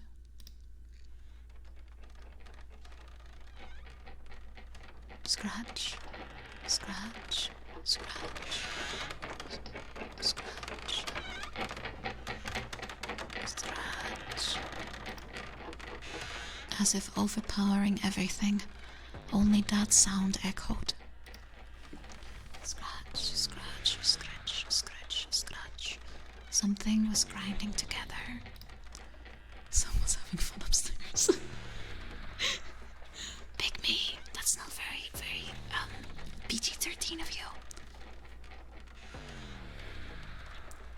Something was carving together. The sound was the loudest I'd ever heard. It was almost as if something was trying to crush this place from the outside, and I frantically looked around. Net free welcome. I was completely in tears. and only the creepy sound filled the world. Please stop, forgive me. As I started tearfully screaming, Yoichi said, "Wonderful." Her happy voice entered my ears, and I became enraged. Wonderful? Are you seriously insane? It's beyond sanity to sneak into a house with a ghost milling about using a single candle and just sit there. I can't. You're like that. You're like a friend of ghosts. That's great. Can you tell your friend to stop scaring me? I'm sorry for barging in on your house, but I didn't know. I cleaned up after myself and I left, so stop bothering me and go away. I mean, tell the friend to stop following me to my new place and giving me a countdown. I don't know what sort of grudge they have against the world. I'm completely unrelated, so stop. Tell them. Of course, my body wouldn't move and neither would my mouth. But I begged Yoichi with my everything. And a fake welcome. However, Yoichi didn't understand my feelings at all. Hey, scared? I heard an inexplicable, hopeful voice in my ear. It seemed Yoichi had come right next to me, but I couldn't open my eyes, so I screamed at her with my soul. Of course I'm scared. I'm super scared. My body won't move and I don't get it, and some sound is echoing through my head and only psychos and ghosts are around me.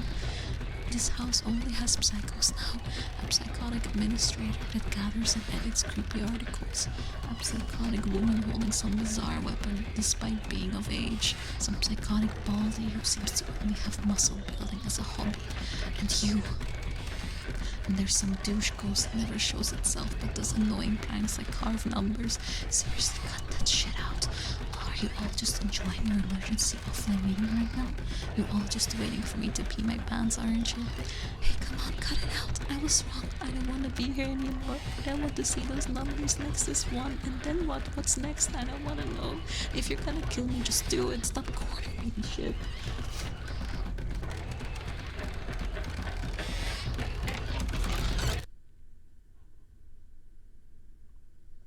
However, at some point, the sound had stopped. My dark world with my tightly shut eyes had become filled with silence. What? What happened? I became worried that everyone had left, but I was also afraid that if I were to open my eyes, something else would be there. Still, I couldn't just stay like this. If I was tired, I'd begun to feel reckless. If you're gonna kill me, just kill me. I don't wanna get cornered and hunted like this. Just give me a bad end already. I opened my tearful eyes, but I just saw a house, unchanged from before. And everyone was there. Krishna stood in front of the door to the bedroom. The white-clothed woman stood there in the middle of the living room with her eyes closed. The monk lingered by my side, and only Yoichi was looking at me with no emotion. Everyone was standing at the same spot they were before, and I closed my eyes. I gazed with my teary eyes at Yoichi's eyes, and then she nodded. And then she looked down. I followed her sight to my feet.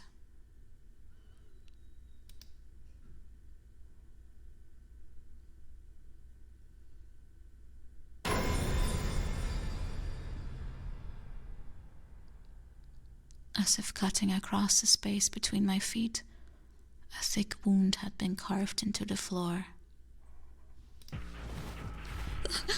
I screamed and pulled my sluggish body away. But my hip wouldn't respond, and so all I could do was flail in place. However, I tried to scramble away anyways. You know what's coming? It was one. The end. I'm tired of this. I wanna go home. I wanna go back to Shiso. Calm down, Nagi, said Krishna. At some point she'd started calling me Nagi, but I didn't care as I tried to crawl away. I was too busy trying to flee from number 1. No, what's the point of staying here? What's going to happen next? What's going to happen to me? Get a grip, Nagi.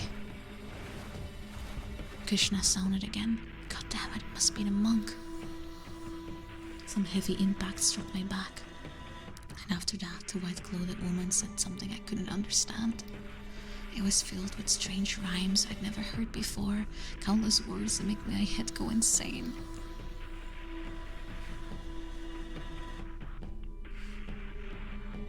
But then, as I frantically flailed about, a long black skirt blocked my way.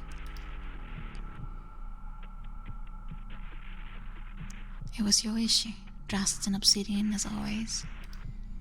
Move, said with a trembling voice, but this time it was not glass beads, it was not glimmering, but rather, this time Yoichi had a rather fascinated look as she reached out with her hand. Give me that. That? What you're holding, that, she said, and I looked at what I held in my hands. The key to her heart, to the apartment. It was a key I'd left in my pocket.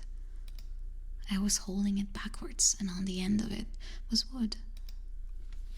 For a while I didn't know what it meant.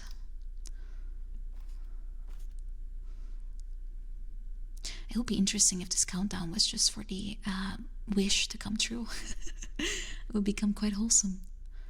There was the pocket to the apartment. It was a key at level. Oh, I already read this. Then the wood fell off onto the one that had been cut ominously at my feet. What? No way. No way, Dad.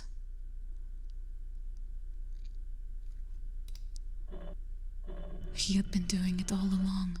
He was the number. Yes, Yoichi said in a whisper. You are number. The one that was carving numbers into his house was always you. We are the ghost. With those words, my consciousness was filled with white. Oh god shocks, it's called phenomenal.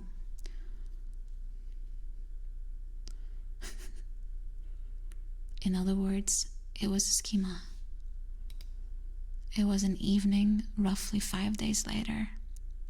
Krishna was talking to me in the B club room at the university. Or rather, a reverse schema. That house makes people uneasy. Krishna and I were facing each other in the room, under the light from a pretty dawn. The house makes people uneasy? I repeated like a fool, and Krishna nodded. In the past, Ika Ikabuchi investigated similar places too. The structure of the building causes changes in the human psyche towards anxiety. There are actually a number of them around the world. Some of them turn into murder scenes, and others turn the people within into criminals. Wasn't there also like stories of things like pipes, like the frequency they cause that make people go crazy? Like old pipes in buildings or something? I could swear I've read something like that before. Spooky. There's no actual scientific proof for the relation, but I'm of the opinion that they exist. People's minds, after all, are hazy things that you can easily manipulate into leaning one way or another. Wait a second, what exactly do you mean? Basically, that building wasn't built for people. I felt something like a cold hand gripping my heart. You need a shipe? Alright, let's have Mori go help us. Mori go pet. I'll avoid saying the name here, but the architect of that building had actually received architecture awards during his time in university, and people had high expectations of him. Oh, it's unshielded copper. That's pretty interesting.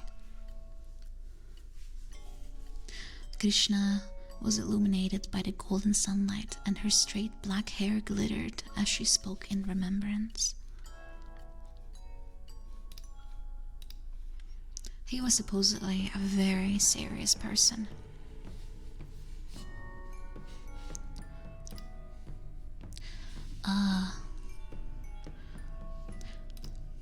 Maybe too serious. He was the type of person that wondered what buildings are, and he would lose sleep pondering that.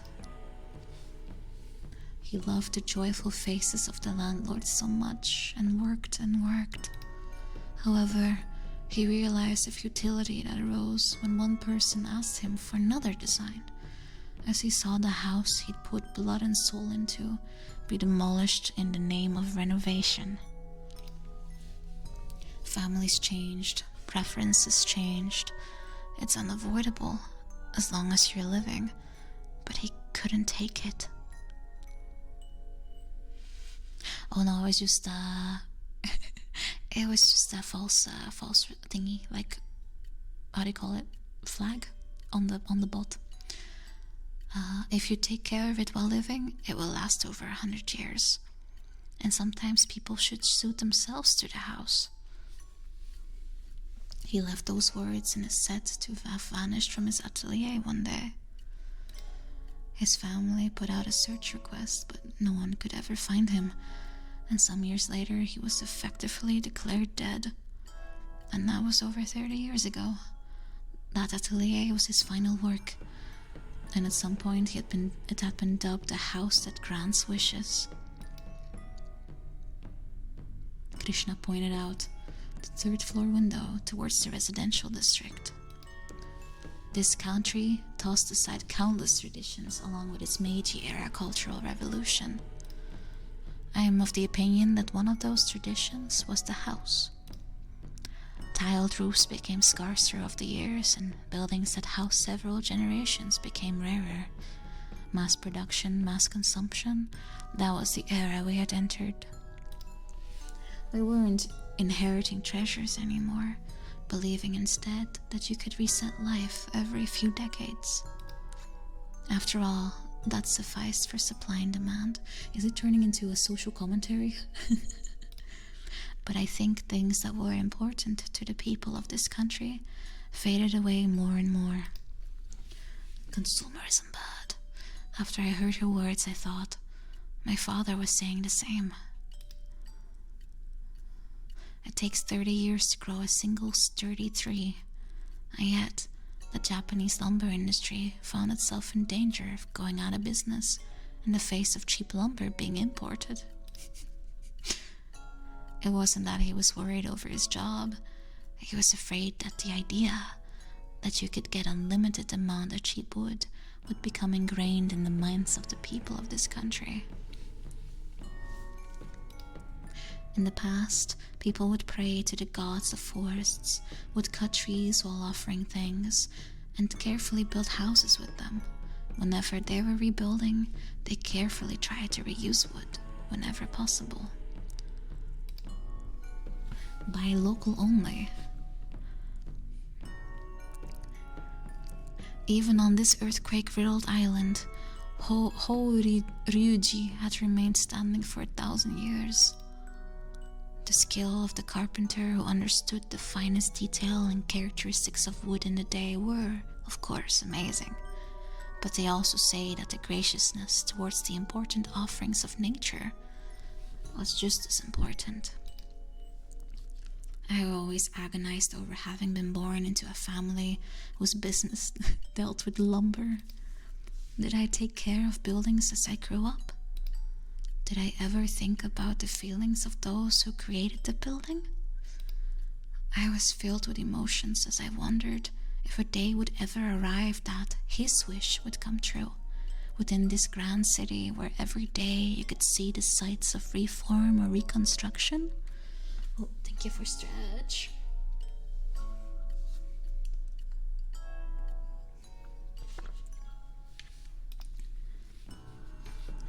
according to Krishna, everything originated from the design of that house, which contained the intent of the architect. When an architectural friend of Krishna took a look, they noted that, while it looked simple, it used extremely high-level techniques. Chat, we are being told to appreciate the feelings of buildings. We have to learn from this. They said that the groaning of the house was to give it durability against hurricanes and earthquakes, along with a bit of playfulness to deliberately make it groan. Making your house groan on purpose.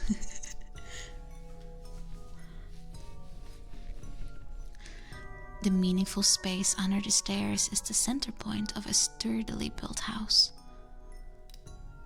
The kitchen, which gets abused the most, was deliberately omitted. The living quarters were deliberately designed to interfere with daily routine. It was certainly a house constructed for durability. Krishna mumbled as she pushed her red flame glasses up. Normally, houses should revolve around the inhabitants, but it's not like that in this case. People naturally begin to feel like the house was built for something other than themselves, and that was enough to psychologically rattle people. So what happens when a boy who just recently come to Tokyo, who had no friends, decides to live here? Himemi, that emote currently describes how I feel. So in other words, it had nothing to do with ghosts. Indeed, you're much more mentally fatigued than you probably realize, having moved to a city alone. You may have felt fear at first, but you probably tolerated it. But eventually you reach a limit, and then what do people do? Krishna looked at me with her big eyes. They create a reason for escaping from fear. Creating a reason? Yes, they create a reason for the sounds. In other words, you were subconsciously carving numbers into the walls of the house at night.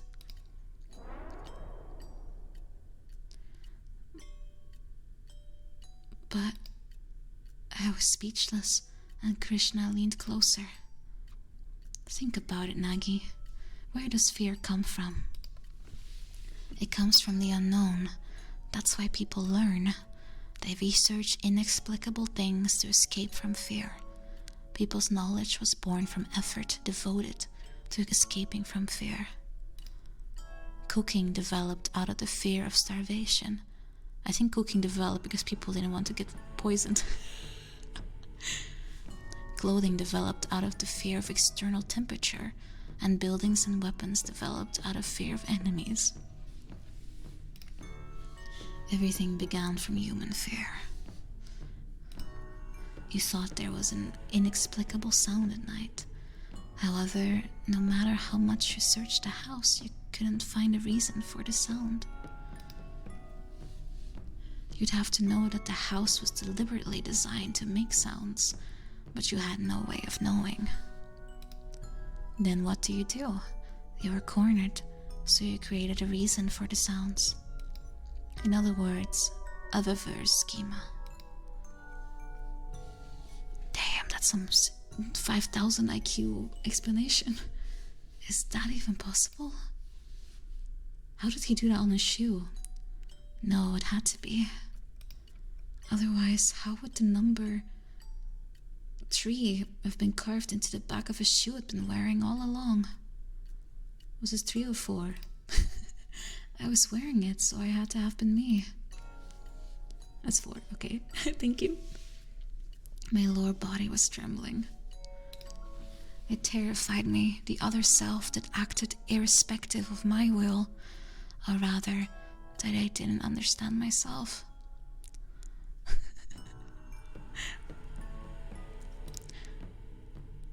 Yeah, it's definitely a very interesting plotline, but it can be summarized with a big what?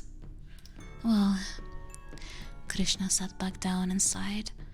It was partly my fault for leaving a building like that alone, even though I knew it existed right near me. Sorry. she said as she bowed her head, which flustered me. No, stop that. It all started with me being greedy because I wanted to skimp on living expenses and didn't immediately move out. Please raise your head, I frantically said. It was your fault, she nodded. There are no shortcuts for granting wishes. I could give no retort and just groaned. However, I realized there was one question that hadn't been answered. Wait, then why are the numbers counting down? And then Krishna shook her head, saying, Who knows? You don't know? I asked, and for some reason her big eyes glimmered with amusement. I don't know, but I think you probably carved a cross on the wall. A cross? Not 7? Right, number 10. It's possible that it might not have been meant to be a number to begin with. It probably didn't matter to you. Your fear was alleviated by carving anything into the wall to act as the source of the sound. However, this is why this incident came forth. A little bit of coincidence. On the place you carved, there was from the start, out of pure coincidence, a scratch. Subconsciously, you'd remembered where you carved 10, yet when you woke up, it combined with the original scratch to create 7, and that was what gave birth to something else inside you. A ghost.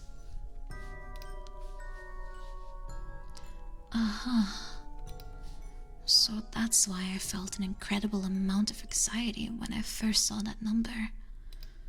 The feeling of having encountered something far beyond my threshold that I could not reason out. After that, you continued carving letters into the wall in accordance to the sound you heard after sleeping. The countdown was probably because of your subconscious desire. If the number went up, it would continue forever. You were probably hoping that it would eventually stop. After that, Krishna had a bit of a mischievous look. But you're quite simple. If the countdown ended, you may have ended your life. I'm glad we made it on time. Okay. And with that, she showed me a soft smile for the first time. Yeah, I guess so, Nana. I was just feeling a little rowdy. Alright, if you've had enough of this, don't enter the world of ghosts out of curiosity, and the happy music starts. And as with living people, pay respect to all existences. That's the main motto of Ikai Gabuchi after all. And the Krishna who said that with complete seriousness matched the imagine I'd had of Krishna as the person. Although she had a more Moa character appearance than a big brother or father.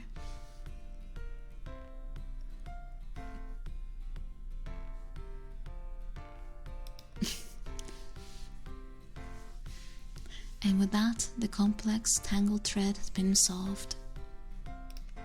According to Krishna, she'd realized that the building caused anxiety in the psyche of its inhabitants the moment I made my first post. I feel like everyone's living happily ever after, except...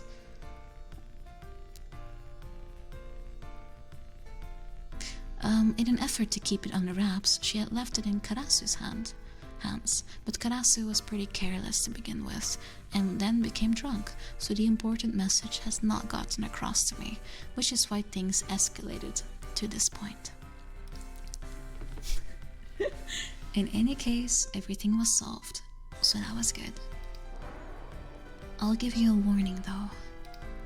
As I was leaving the house, Krishna had told me, you don't seem to have much tolerance for this area. Maybe I shouldn't be saying it as an administrator for an occult site, but you shouldn't delve into the occult genre too much. Find friends in Tokyo with whom you can bond, Get a girlfriend, rent one, whatever, and construct a proper solid identity while you dabble in the occult as a hobby. That's the right way to do it. Touch some grass. Especially avoid that girl named Yoichi. Damn it, there goes my girlfriend. I'm gonna be alone forever. Which sounded about right. As Krishna said, Yoichi was abnormal. She was, to put it frankly, like her feet were planted firmly on the other side. That was probably why those urban legends popped up over her odd level of concentration on the paranormal.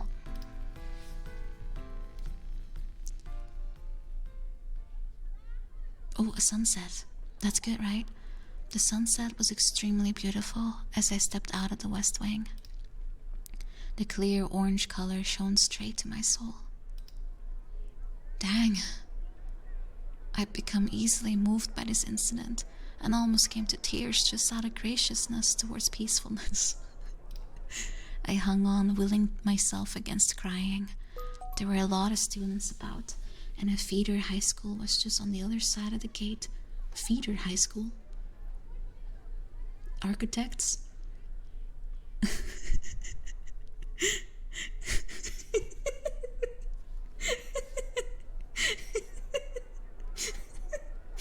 Probably not what it means, okay.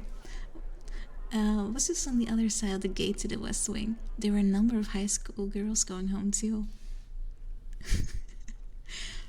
Didn't want to embarrass myself as a university student. But then I realized one of them was staring at me. Is it Yoichi? Her black hair was pretty.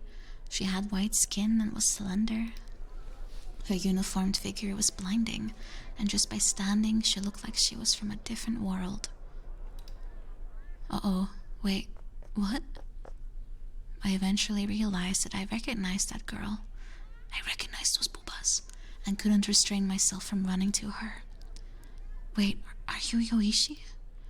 And then the girl turned her glass, bead-like eyes to me. It is her. Oh, you. Her sleepy response made me realize she wasn't looking at me. Yoichi was wearing a high school uniform, and perhaps as a fault of her looks, stood out. Even in such an appearance, she seemed distant from daily life. Hey, what a coincidence. You attend our feeder school. What year are you in? I spoke to her with a full smile.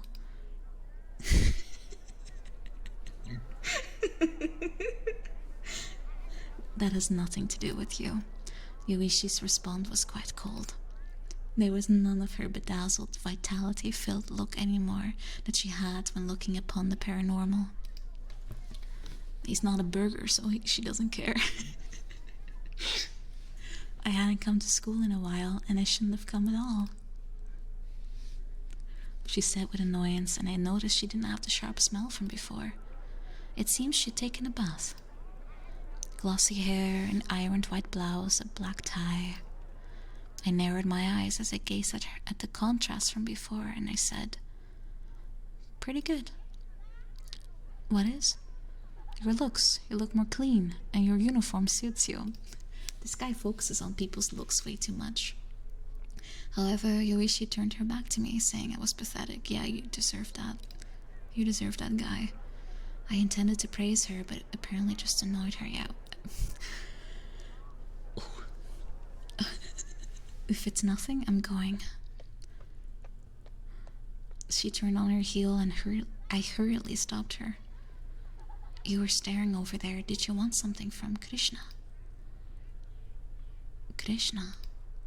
She seemed to react to that word, as life seemed to return to her glass beads. "I see. Ikai Gabuchi is here." Her response to the occult was pretty good. I felt like I was being driven mad as I continued talking in that direction. This guy learned nothing from his like from the previous experience. "I'm indebted to you a bit too. I heard all about that house. I didn't know there were things like subconscious confusion over a building.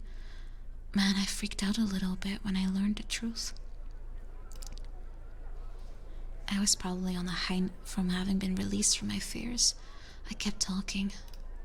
I talked on and on, everything I'd heard from Krishna, the truth about the incident, about the architecture of the house, about the will of the will of the architect, and even about the problems of contemporary Japan. However, Yuichi didn't react at all. Without even glancing at me, she said, "That's good," and continued walking without any trace of emotion. I have a feeling this can either become like that they lied to him about the building causing it, just to get him away from it. And that they told her not to talk to her just so he wouldn't figure that out. Oh, Latanya. Hello, hello, hello. Welcome, welcome. Welcome everyone. Welcome Raiders. Welcome Latanya. Hello. Hello. I see Sekiro. Ah. That's a really good game. I absolutely suck at it, but hope you had a good stream, Latanya. Welcome. Welcome everyone. Welcome. Oh, let me introduce myself. My name is Nina Saotome, and today I am reading a visual novel using my ASMR mic. So I'm gonna be in your ear. I'm in your ear. Welcome everyone. Oh, don't worry about it. Don't worry about it, Latanya. I'm happy you're here. I'm happy you're here. We were just learning the truth about our ghost experience here. But now we're trying to hit on a girl. Underage. Ooh, let's see. He feels a bit lonely, so I chase after her, bothered by her body language. What is it? You seem pretty depressed. Is there anything else on your mind? And when I said that, I remembered. Come to think of it, that day, she said, at that house. Have you noticed? Right, what did she notice at that time? I asked her and she stopped. And then she slowly turned around and asked back.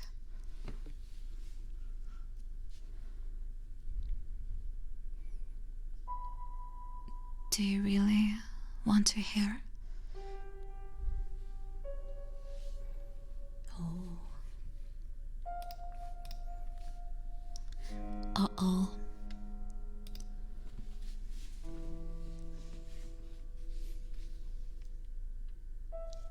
I felt like those black, cold eyes would swallow me, and I heard something inside urging me to stop. That I shouldn't learn anymore, it warned. You can still turn back, said Yoichi. You know what they say. If you peer from this side, they can see you too. Krishna said that as well, and I felt goosebumps.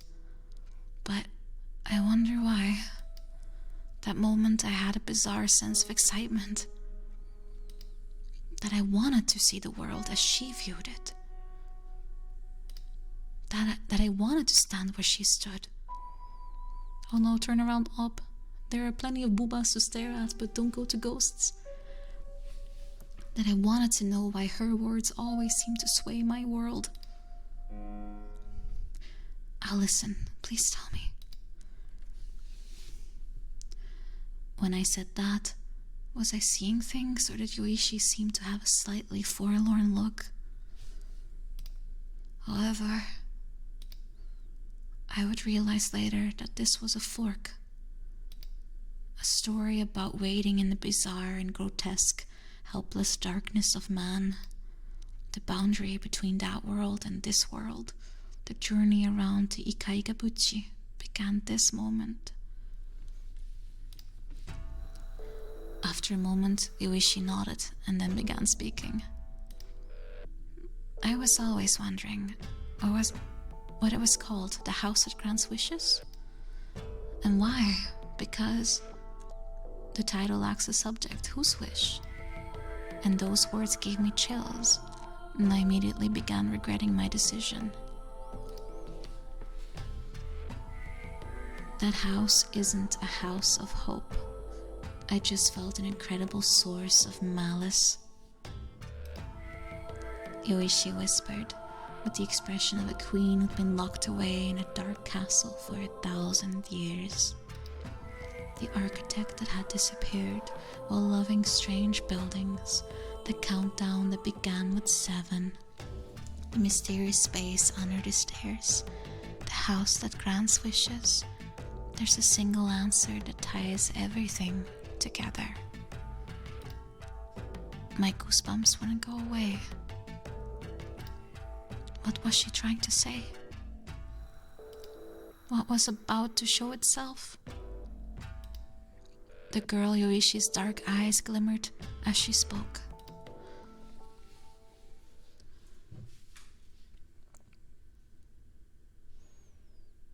The architect is still inside those stairs.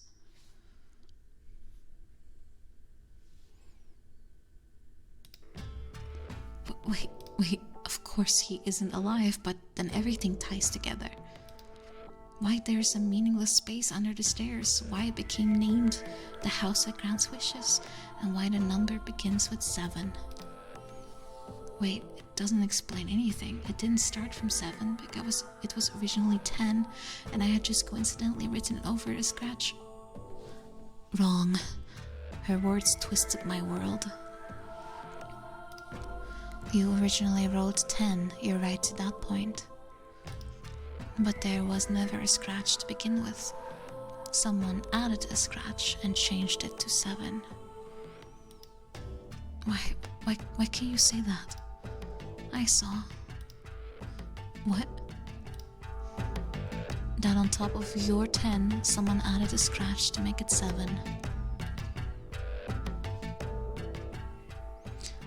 And then when Krishna said there was no ghost in that house.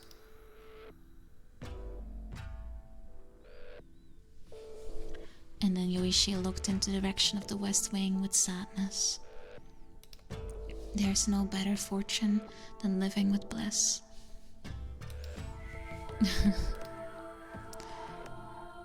That is that person's kindness and what I lack. I think we're all confused, Mr. Voice, but it seems our ghost is still on the table. I was going to go mad if I didn't laugh. You're lying, aren't you? You're making this all up, aren't you? Or it's that an occult story you've read somewhere. I laugh, prayed that this was the case.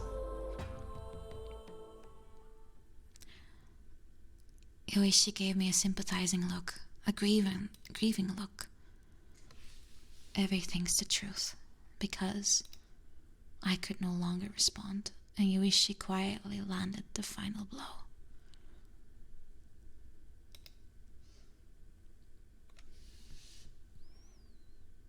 It was a mirror. When you were carried out, some man I'd never seen before was clicking his tongue on the stairs. What? What? As the world spun around me, Yoishi's cold, sweet voice reverberated.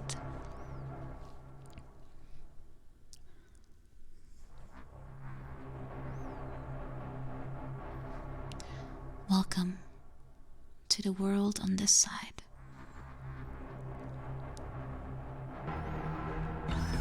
Uh-oh.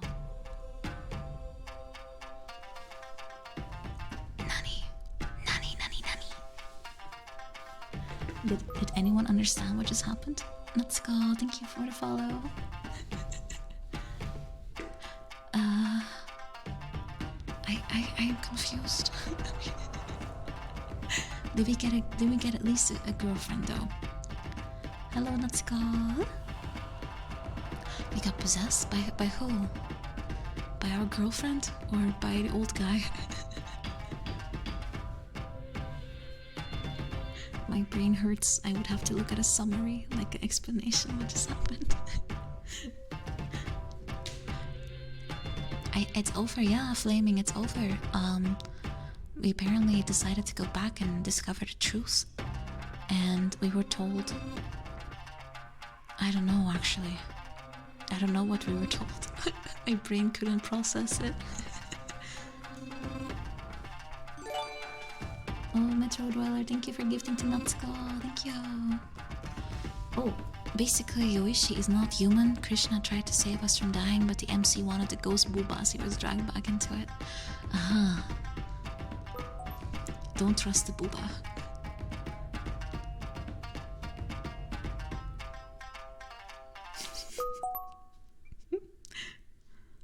That was it.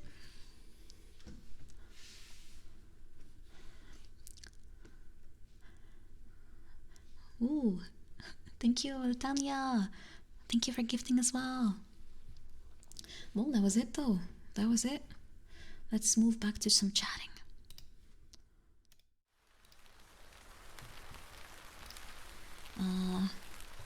Wow. I'm fairly sure we're all confused as heck. But was it fun? Was it fun this way, or do you guys prefer the regular version, like regular mic for a visual novel? As I like reading. I like reading stories for you. It's very fun. Oh, Imemi, this is like clap, pachi pachi.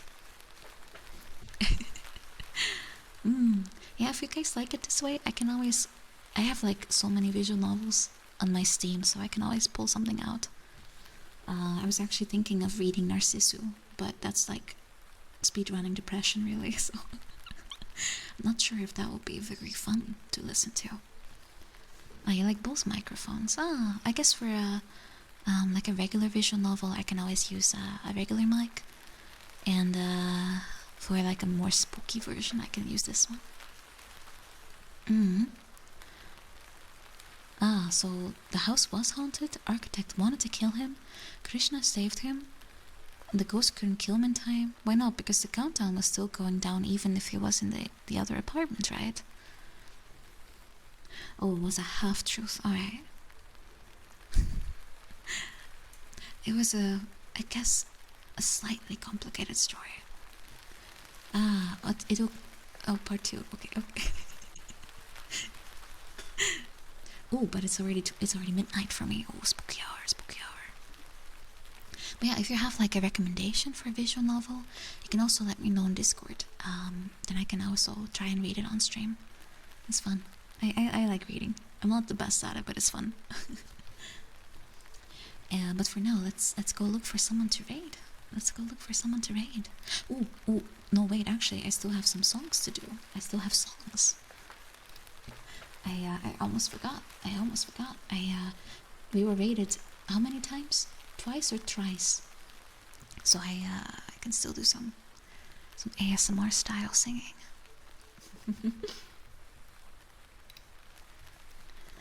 Let's see. I am Dutch, so I am from Europe, yes. Yeah, I will do 2 songs. I will ASMR sing 2 songs to get us to kind of drift off to sleep, right? And then we can go raid someone. ASMR singing. Does Phoenix right count? Objection. It does not. I would consider it more of a puzzle game, really. Oh, Wink, of course.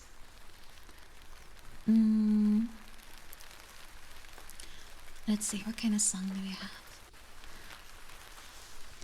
What kind of song can I do? Maybe Killing Me Softly or something? Or Way to Fall? Kiss Me? Kiss Me will be fun, maybe. Oh, hello, Scissor. Hello. Somebody once told me I hate this freaking song. Blah blah blah blah blah blah blah blah blah. That's all the kind of lyric you need from my mouth, 'cause I don't wanna sing anymore. Hey now. Na na na na na.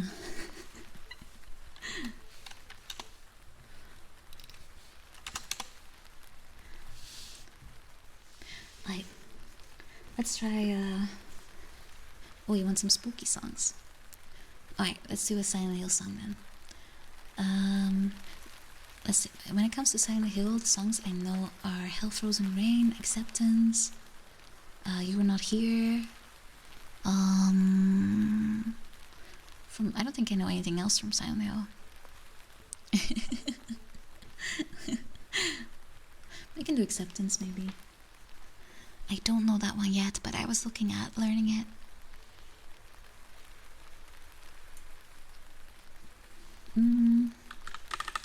Let's do Acceptance then. I'll get some sips in. I can also Hell Frozen Rain, but it's a little harder. And ASMR might be a bit difficult, but I can do that one too.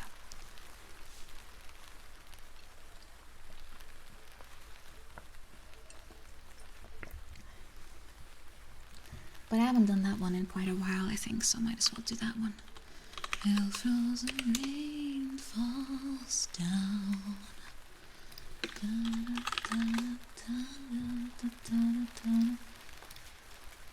Alright, we can try that one.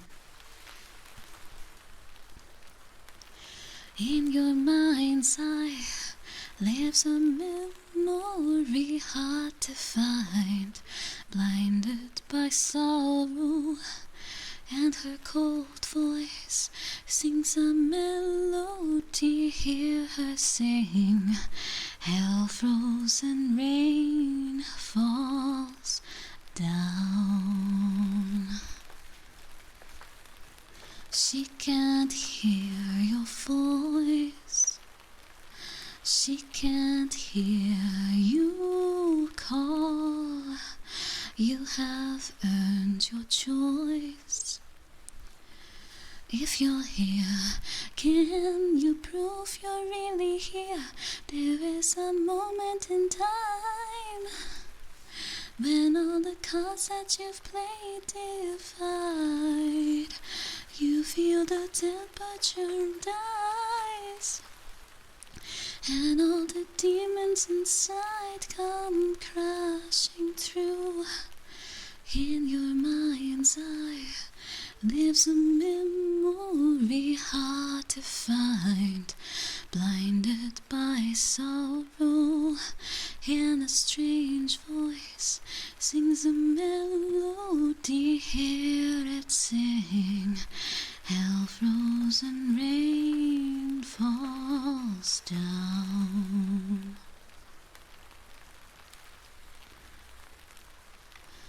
Everything is wrong. This is not my home, is it? Do I know your face? Does my mind wish to forget a toast of lonely souls who never could take control of life, and all the missing we love? I hope the darkness they find will give them light.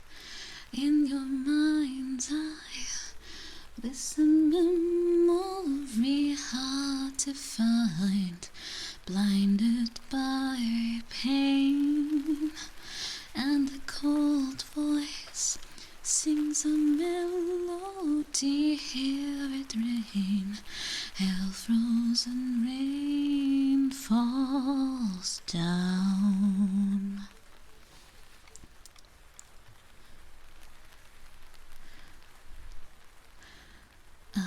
How does the rest go? Oh, we can end it there. We can end it there.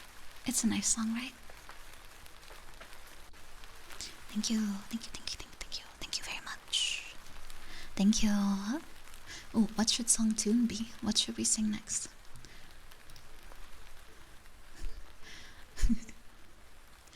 Kiss me out of the bearded barley nightly, beside the green, green grass. Swing, swing, swing the spinning step.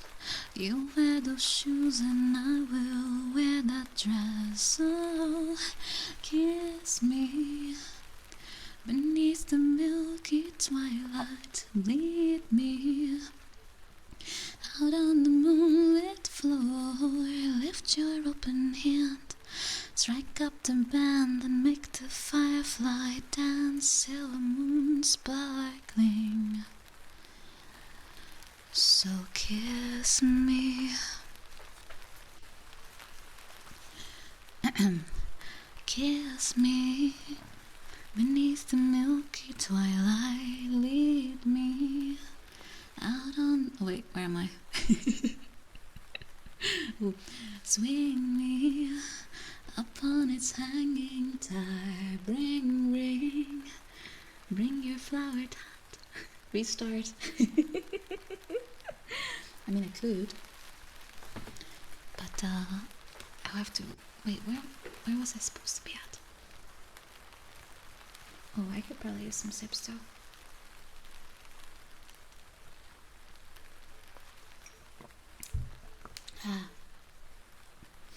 Cat, please stop sitting here. I can hear you purr and probably the mic picks it up too.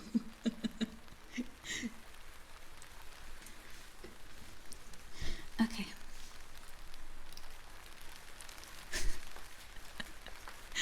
It's so annoying, they always insist on sitting really close here. But this one is extremely happy for some reason. This one is looking extremely happy for some reason. Cat. Show cat. Not sure if I could.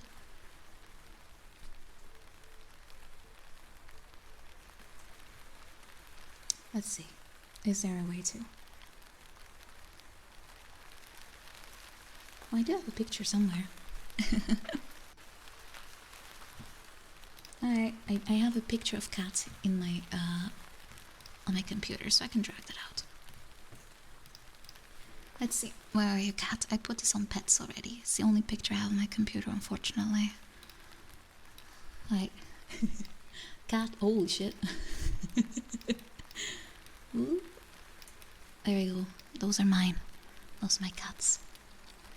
The orange one is Gembertje, and the other one is Aisha. I have two of them. They're very cute. They're like pillows. They are. They really are.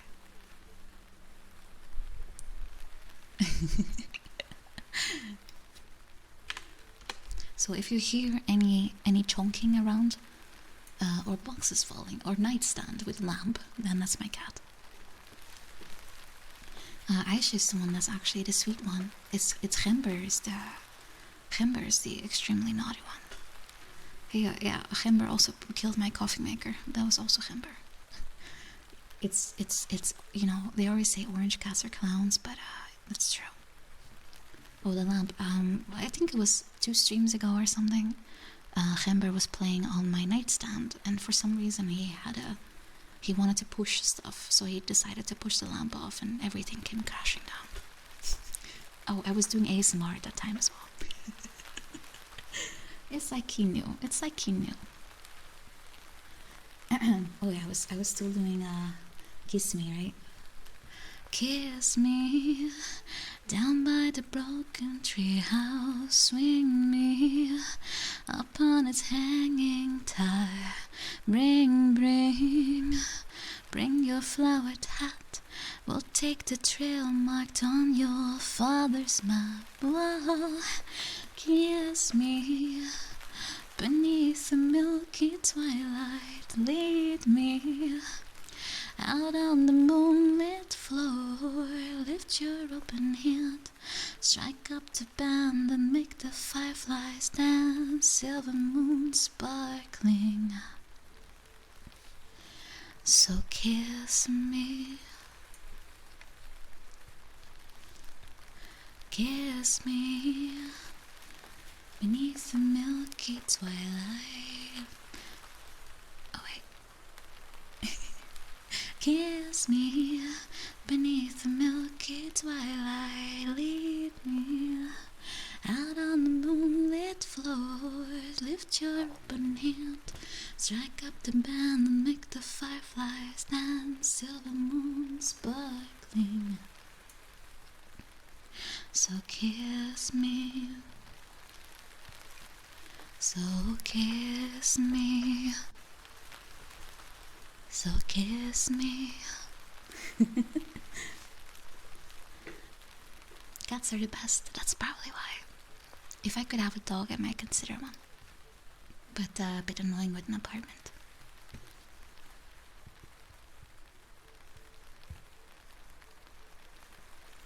Cats are the best, honestly. I think it's time to look for a raid, guys. It's time to look for a raid.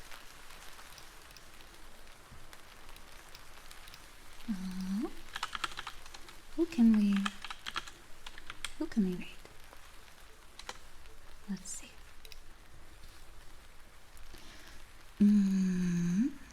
Yeah, I do need to go sleep. I have early day again tomorrow. Lots of work to do, so I need a party for raid. I always play as a healer, so I do always need a good party. Otherwise, I'm just sitting there crying. We are Booba Goose raiding indeed, Utsuro. That's gonna be our message of the day. Oh, thank you, Tyler Benson, for the follow. Thank you. Let's see. Oh, we have KK is playing. We have Mofu, but Aki. I mean, we already raided Aki last time, so let's pick someone else. Let's see. I mean, KK Cyber is always a great choice.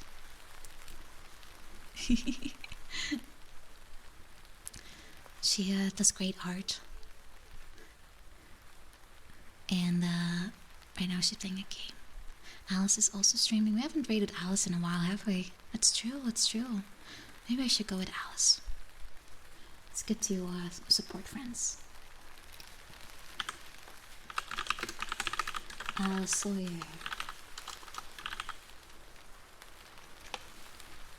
Hi everyone, we're gonna raid Alice. She's playing Dusk. She's been quite excited about that game. It's really fun to watch her too. So everyone, thank you so much for joining tonight. Enjoying some spooky raiding. It was very fun. I enjoyed it a lot. And I'll see you guys on Saturday. And it's gonna be a special stream, like the special end of the month one. Oh, Texas, don't worry, I'll be back soon.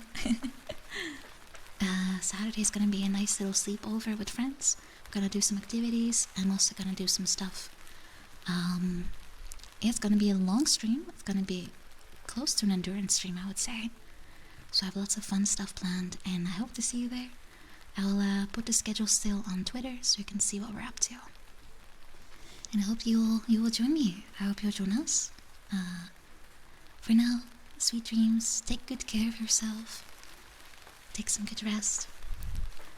And I'll see you soon. Take care, everyone. Bye bye. Mwah, mwah, mwah. Mwah, mwah.